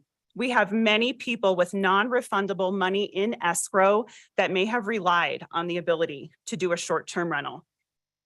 I'm a private property advocate, so our community has relied for decades on hundreds of individual private property owners to provide rentals at an affordable price. This has been a misplaced reliance that's backfired. There's not a backup plan when affordable rentals got sold during the latest real estate market.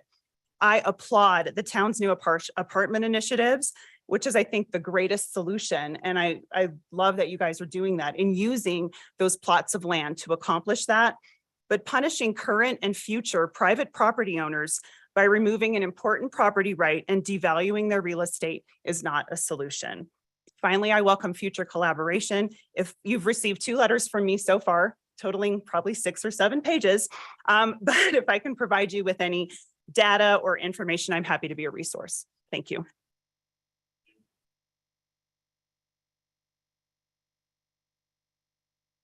One more. Hey guys, I'm Steve Fisher and I'm the president of Summit Realtors, the Association for Realtors. Haven't met all of you personally yet, but hopefully soon. First, I just want to say that we appreciate that Town of Frisco wants to support STRs for locals, even though it sounds like that's kind of a moot point right now, but we do appreciate it. Think that's a great idea. Secondly, we want to say that identifying your goal here is of the utmost importance.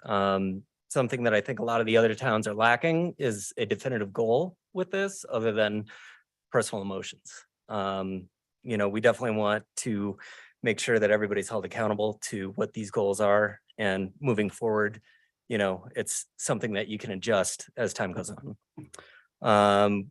We would love for you guys to figure out, consider a 2-year sunset to enable the town to evaluate the success of things.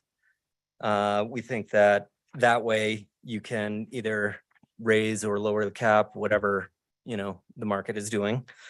We want you to think about unintended consequences.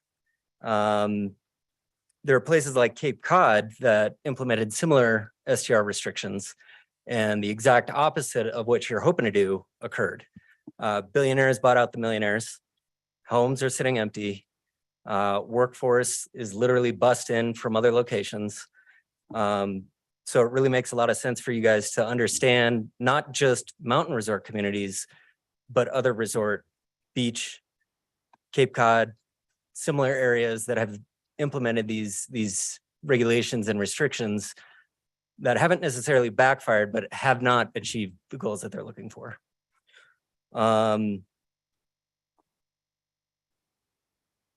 Another point we'd like to make is whether or not you're prepared to put small businesses and local jobs at risk with the loss of visitors. We're in an area that relies heavily on tourism, and obviously community character is something that everybody wants, but there is a balance between the tourist visitors and the suburban life that we all crave in the mountains. A couple of asks that we have are, like Amy brought up, properties under contract. be exempt from this cap for the reasons that she provided. New construction, same exact reasoning there. You know, a lot of people have earnest money hard that is in escrow, and a lot of it is relying on whether or not they have the ability to short-term rent. The town should allow for higher cap for the short-term rentals. 25, we believe, is a little bit too low, but only slightly. You know, we're not saying it needs to be 100% by any means. We think that one of the things that you should explore a little bit more heavily is allowing owners to make changes who wish to transfer properties into LLCs from individual sole ownership. So that way they can retain their short-term licenses because it's not actually a property transfer. A few things that SAR is doing is that we've asked the National Association of Realtors to fund an independent study on economic impacts of short-term rental restrictions, specifically in resort areas. It's going to be a wildly comprehensive study that should be done by next spring. That's my time. Cool. You need to finish that thought, go for it. No, that's okay. We'll have a very comprehensive study for hopefully many mountain towns here in the next, I don't know, 6 to 8 months. Take care.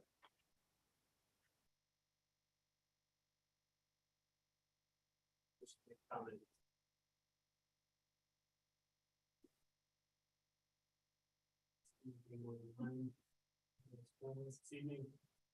We'll close public comment, next council discussion. Sure. If he's- I'm having a tough time hearing you guys. If you could speak up. My question is related to your LLC transfer. I didn't follow that. Can you explain that scenario a little bit more? Somebody who wants to transfer it from their own ownership to an LLC for what reason?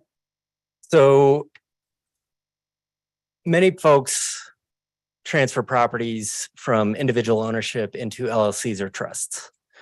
They do this for tax purposes. A lot of people, you know, we'll say our parents' age or historically our parents' age have done that in order to gift properties to their children. So it's not technically a property transfer.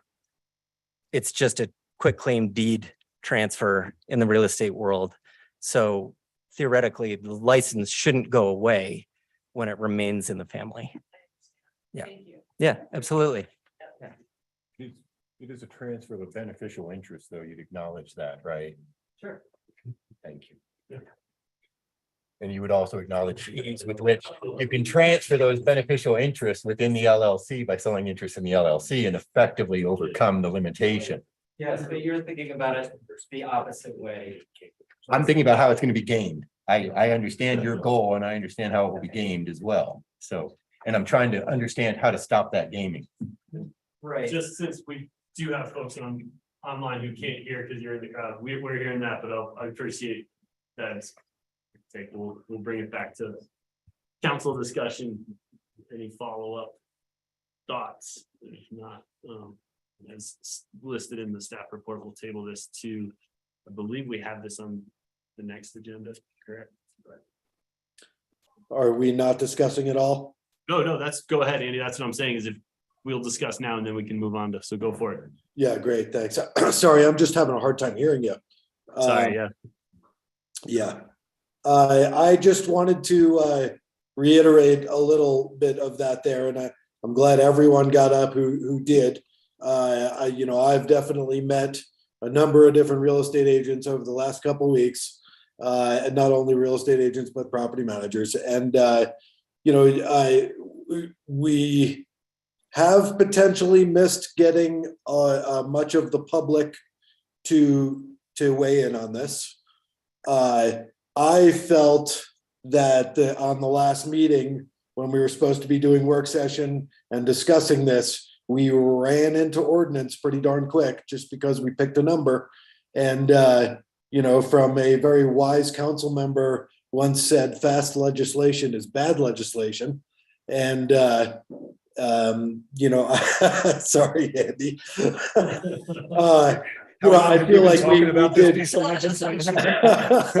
I still agree with your point. I just think it's been a long time. Okay, well, we really just started talking about this stuff. And then I think that leads into, I agree, and what is our goal? I think our goal, I think what we will receive out of this is not necessarily what we're looking for, which is, I would believe, more vacant homes. I think that is what we're going to get out of this.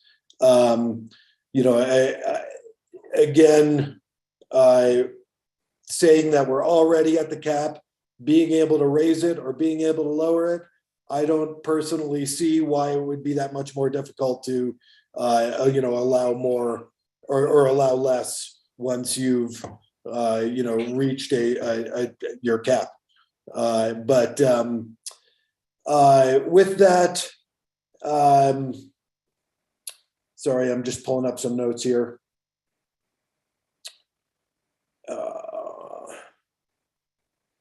I think we need to take a serious look at people who are already under contract. A lot of these real estate agents have sold these properties coming from, basically, we don't want to we can't make them a liar, or we shouldn't make them a liar, in that you can sell this place, they bought a place, and now they're not going to be able to, get a license. And that doesn't mean we're going to hit a 25% cap that quickly, but you never know at this point. So I was just more in favor of a higher level, about 30%, partially also because of where we live. You're looking across my street, we've got vacant homes, longtime locals, and short-term rentals all the way down the street. It seems like the 30% level is a little more even with the rest of the county. And that's just where I was. Thanks. Liz, I saw you nodding your head when Andy said we should take into account the people who are either in construction or under contract. Were you agreeing with that thought?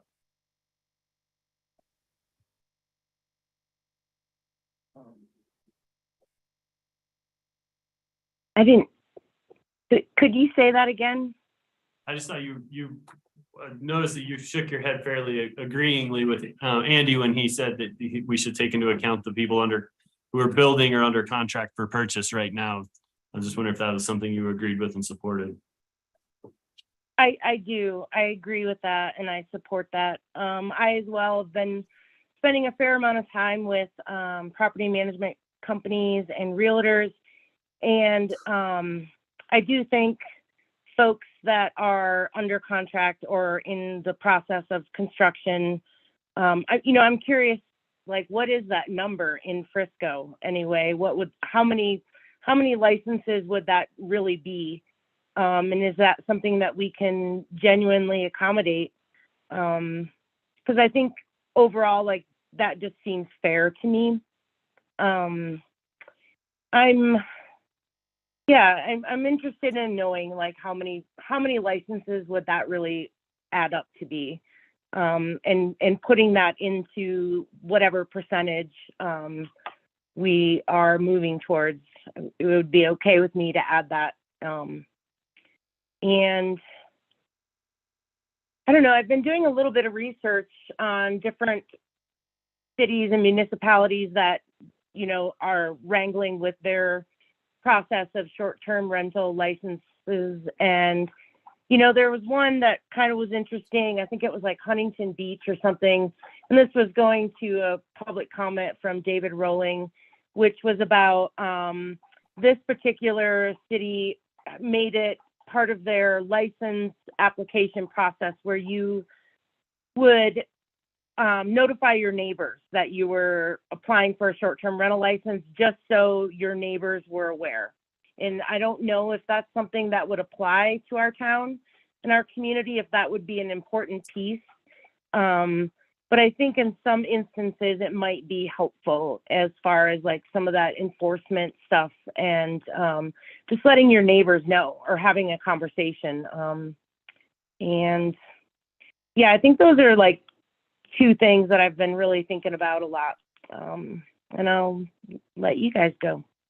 How do you feel with the cap and staff recommendation in the staff report?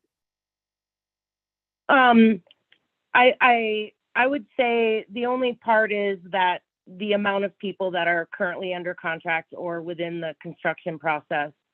I would just like to know if they're actually going to be, how many people is that? I don't know. How would it affect our 25% recommendation?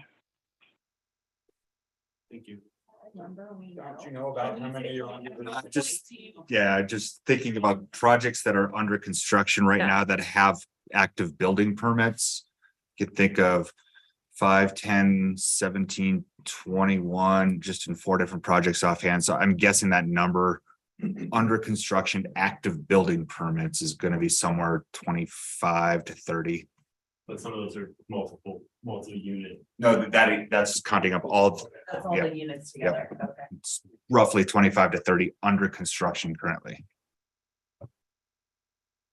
And I guess maybe just a head nod from the real estate crowd, realtors, similar under contract for purchase, possibly.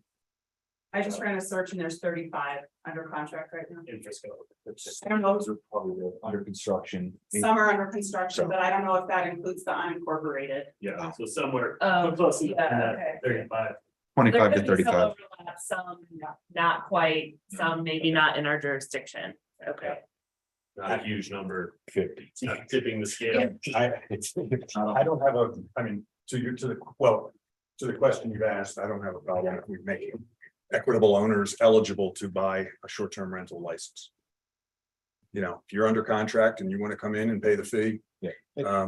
Sure, you know. And we'll know the date. There'll be a purchase and sale agreement or there'll be a building permit. The other one is, and I don't know, you know. The straw deeds, I do think if I'm adding my wife to my deed, I shouldn't lose my short-term rental license. So But whatever, if you're transferring your LLC to your children upon your near demise. if it's exempt from transfer, my simple mind. Yeah. If it's exempt from transfer tax, That's not exempt from transfer tax. if it's Well, exempt from, no, if it's exempt from transfer tax, which is designed to allow for interfamily transfers without the burden of a transfer tax. If it's exempt from transfer tax, I don't have a problem if we want to allow the license to I move don't think along. that transfer tax is quite that broad. But some way or another of, you know. I'm happy to let it not happen. But I do respect the number of transactions that happen between spouses, between trusts and things like that, and I relatively I don't find it to be a hard thing to accept, to allow for those transfers to be for them to keep the license. You know, assuming we get to a cap, which we're still 100 away from. So Where are you on the cap percentage? my view is that Moving in. one STR is undesirable if it's your next door neighbor. But I'm willing to. I'm fine with, I mean, I like 22 because that's what the market has said. We're not taking anything away from anybody. But happy to allow the conversation to go forward at 25. I know that's what you're looking for. And I would just say, you know, I think on the lifespan of the license, like, I don't disagree with the family side of it and that part, but it's when I buy your LLC and buy you out of it to circumvent the licensing procedure and policy. I think that's where I get nervous, and I'd want to have it personally something that it does make sense that if this is a family asset and stays within the family, I don't see an issue with that, but it's how do we write it or make it in a way that it doesn't then just become I agree. a loophole that And if created. if we can't avoid the loophole, I'd rather shut the whole thing Yeah. down. Yep. If we can write it in a way that allows for And I think familial I transfers. think Greg addressed this. It'd be good to follow up with them. Unless Donna didn't remember, but I can't remember how they did it there. I would also like to potentially discuss the use it or lose it angle again. You know, someone just sent us a letter that said, let me see, data suggests that roughly 200 of these licensed, 25% of what we have already have no online presence, no calendar of availability, no taxes collected, remitted, and therefore appear to not actively be renting. I think we should consider that as well, because, if you're non-compliant, then, someone who's gonna use it should get it. And that's opposite of where I was last week, 2 weeks ago. Well, we had, at the last meeting that was discussed, and the challenges were the enforceability and also the data collection methods for that number are so flawed. Logic would dictate that number can't be that high, and the data collection methods, please correct me if I heard it wrong, but the data collection methods are so difficult that we shouldn't rely on that. Yeah, basically, there's no STR software vendor on the market right now that can tell you exactly how many nights a short-term rental is being short-term rented, because they can't differentiate between when the owner is using it, when it's being short-term rented, or if the calendar is just blocked up because the owner doesn't want somebody in it. So we would be asking them for proof of bookings, and we would be auditing, and there would be very intensive staff review. We would probably need more staff than we currently have. So we could do it, but it would involve a lot of staff time, and we, may or may not. If you're talking about avoiding loopholes, one way to avoid a loophole is to not implement the use it or lose it policy. And I'm with you, Andy, and so we discussed this, this conversation came up at the CAST meeting. And Steamboat, I can't remember exactly what they said, but I think they make everyone file an affidavit or proof of booking. But again, it creates a loophole because honesty is not always human strongest suit. So, but yeah, I still think I'm with Andy. I still think the intent is we want people in short-term rentals. We don't want a speculative market on license, and that I would still love to pursue that, but not at the risk of delaying continuing this conversation forward. So, Jesse, Rick. I'm always interested still in like the turnover rate, or like, just like how do people get a license if we're already capped, and how often are those turning over? I feel like that could play a big part in it, just going off of the use it or lose it. It's just also interesting just to think about how are we, like how many are coming up available? Like what's the rate of turnover, I guess, for short-term licenses? We wouldn't know until we have the cap in place, because I think we know if they're coming or going, particularly by person or property, right? Well, Sarah is the one who closes out short-term rental licenses, and yeah, she could probably pull a report to see how many she's closed in over the course of this year. It's good data collection and data, combing the data and see when a license expires, where it went, it was renewed or whatever else. So more data collection's great. I'm not looking at, burdening staff time so much that, you guys can't keep up with it. Again, I'm always, more about the subtraction than major addition. So I don't want to make it difficult on staff.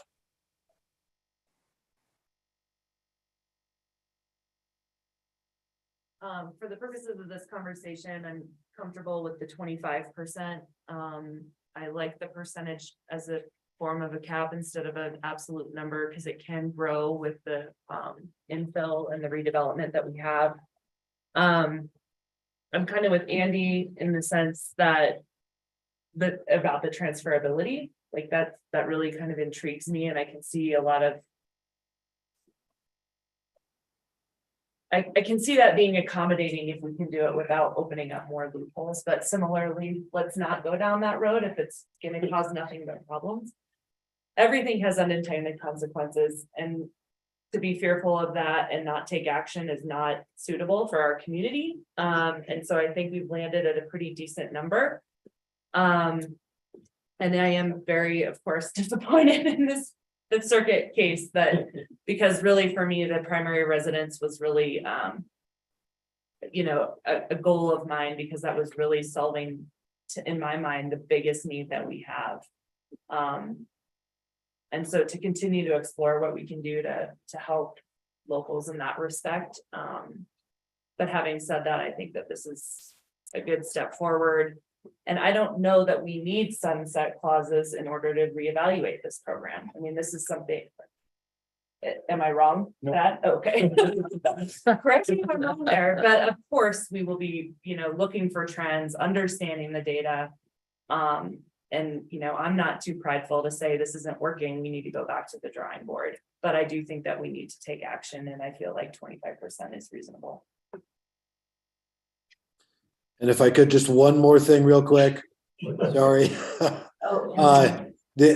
You know, this just really leads me, new construction and everything else and all these new units coming in is what is going to lead me to beat the drum on inclusionary zoning to get more locals in these places. Thank you. And just for those, I'll translate my thumbs up. I do support the new construction and under contract that should be allowed to apply. Yeah, so again, not knowing that exact number, it's hard to tell, but I am supportive of those people. I do know that they've, you know, they have performance and a plan that's, and they're under contract, and so I'm supportive of that.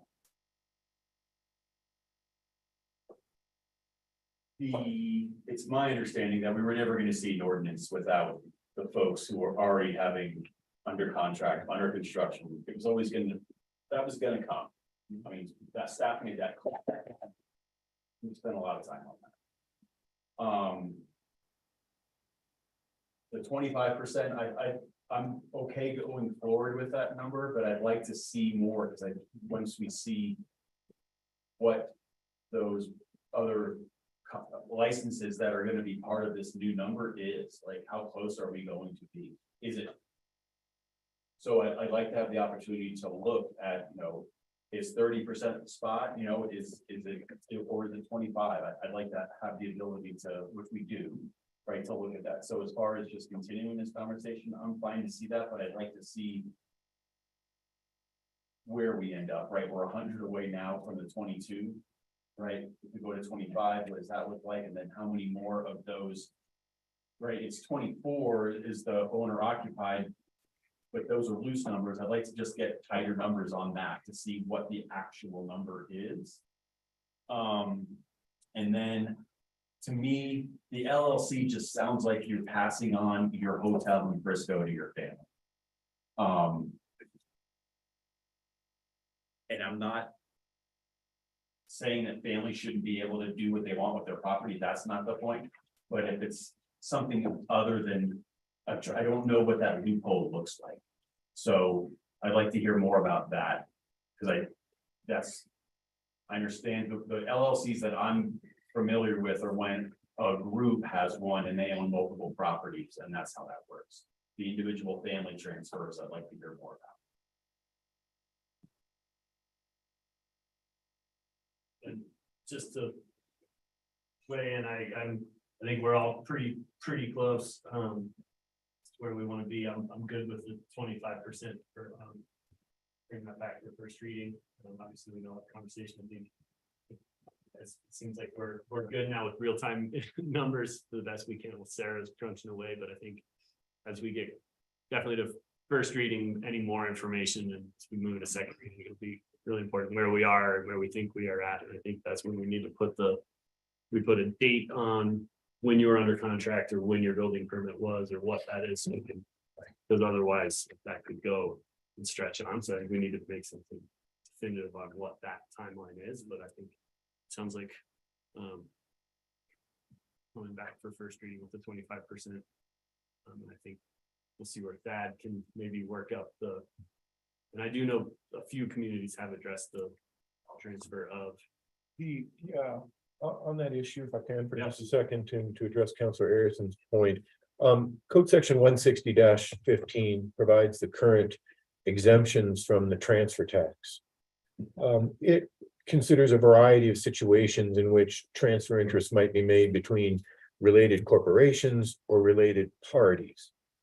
It does a pretty nice job of exempting only those transfers that don't change beneficial interests, or for which there is no consideration other than love and affection, or for which the transfer, your kids, right?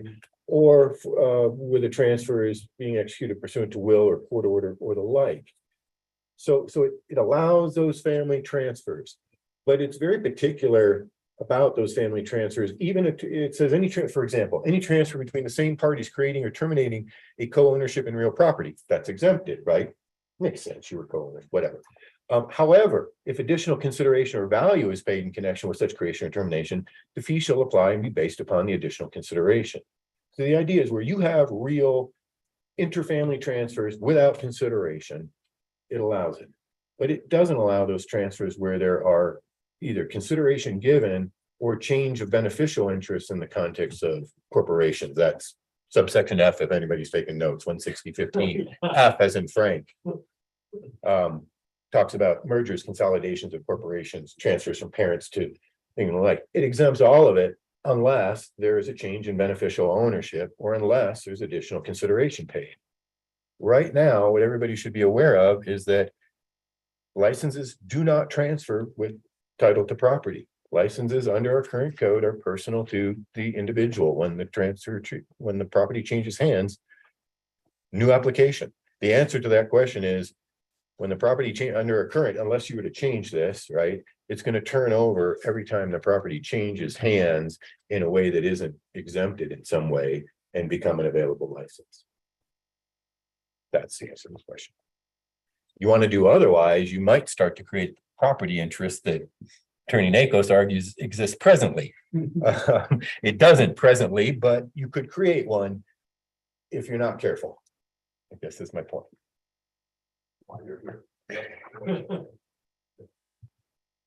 Just one more tidbit of information. Sarah filled me in that so far in 2022, we have closed 18 short-term rental licenses. So going back to the turnover comment. And I just think we're having this conversation, right? It's been going on for a while. I think it's at some point, we need to revisit the enforcement mechanism that we have in place. Because we've heard from many community members, pick a story about an unruly visitor. And the police's hands are tied on some of that. If they close their door and they're quiet when they get there, there's nothing to do. So what does that look like? We've talked to Breckenridge for sure about how this hotline, really, I just don't know that it's that useful. Or it's not being policed by the municipalities enough. I don't know how much data we're getting from them. Like if Unit 2 has a bunch of complaints on it, we should have the ability, but who? There's the question. Who are we going to send, Don over there to revoke the license? What does that look like? So I think that's, pick a violation, right? How well are they being reported, right? When we started this, we talked to Tom about this and they don't get a lot of calls at the time at the police department to come deal with this. And even if they do, they don't have a whole lot of, hey, can you be quiet? And they become the intermediary between the two neighbors, which is not how they should be spending their time. We all know that. So how do we make that policing side better, to David's point? I mean, I don't have an answer. I know we're not the only ones. There's got to be something else out there. And I'll circle back to and leave it at this with the county, the municipalities and the county. We could find that solution together and again, strengthen numbers and pay for some, whatever that service is, right? I think I said this months ago, right? Man, if I wanted to start a business, this might be a great one. I just don't have the idea of where starting, so. Revisit policing. Anything else you need from us? So, so I'm understanding correctly, our instructions are to come back in 2 weeks with the first reading of an ordinance, removing the exempt license type and increasing the cap to 25%. We will also include language to exempt those units that are currently under construction or under contract. Is there anything I missed? And some transfer language. I think I'm going to parrot our existing exemption. Okay. Yeah, and then further refine data, yeah. Just a little bit more, just for, so we see that what those numbers look like. Right at 25, but give us the other numbers as well. So just That procedurally, since this was just an update, and there's no action to be had, we'll do a motion. We should have a motion to table, right? We did notice the first reading that we're not taking up, so. Discussion. Mr. Mayor, I move that we table first reading of ordinance 22-10 To the next meeting. to the next meeting. It's been moved to table on first reading by Councilmember Burley. Is there a second? Second by Councilmember Aronson. Is there any discussion on the motion? Can you call the question? Get y'all this time.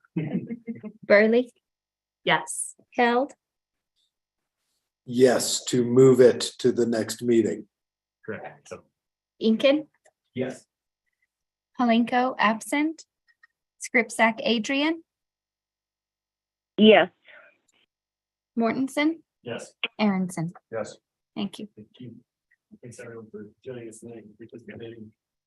Next item is old business. This is agenda item number 2. This is the second reading of ordinance 22-09.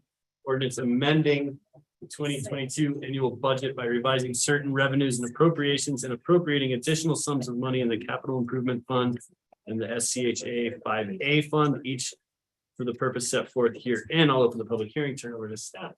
Leslie, welcome.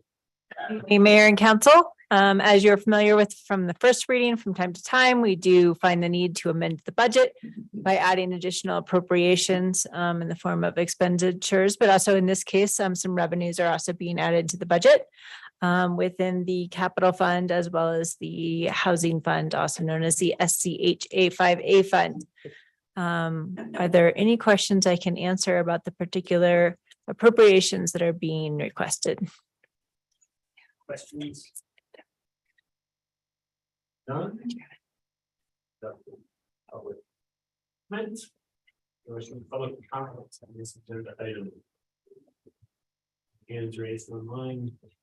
Seeing none in chambers, I'll close public comment, council discussion or motion.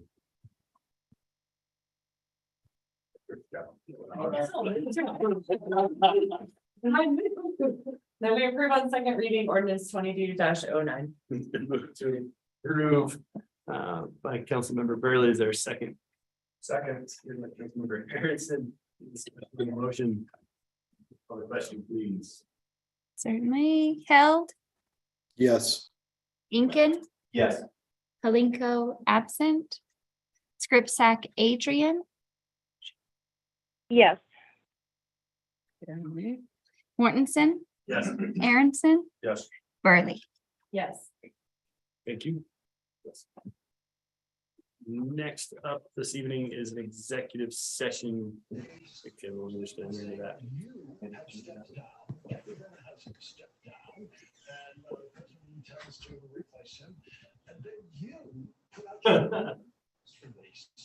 You're right. Mr. Mayor, I move that we move to executive session.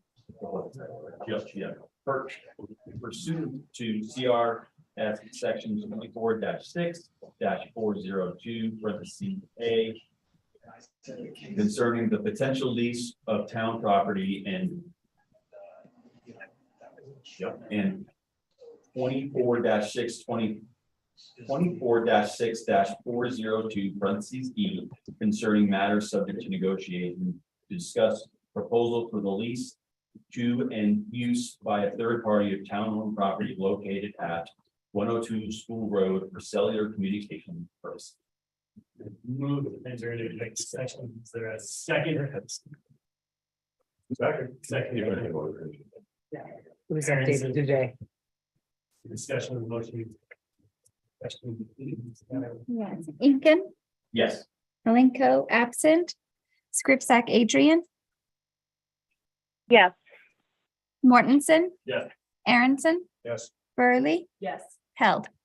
Yes. Thank you. Deborah, are we going? Yep, we'll be moving over to the executive session that you were provided via email. If you need me to send it to you, please let me know.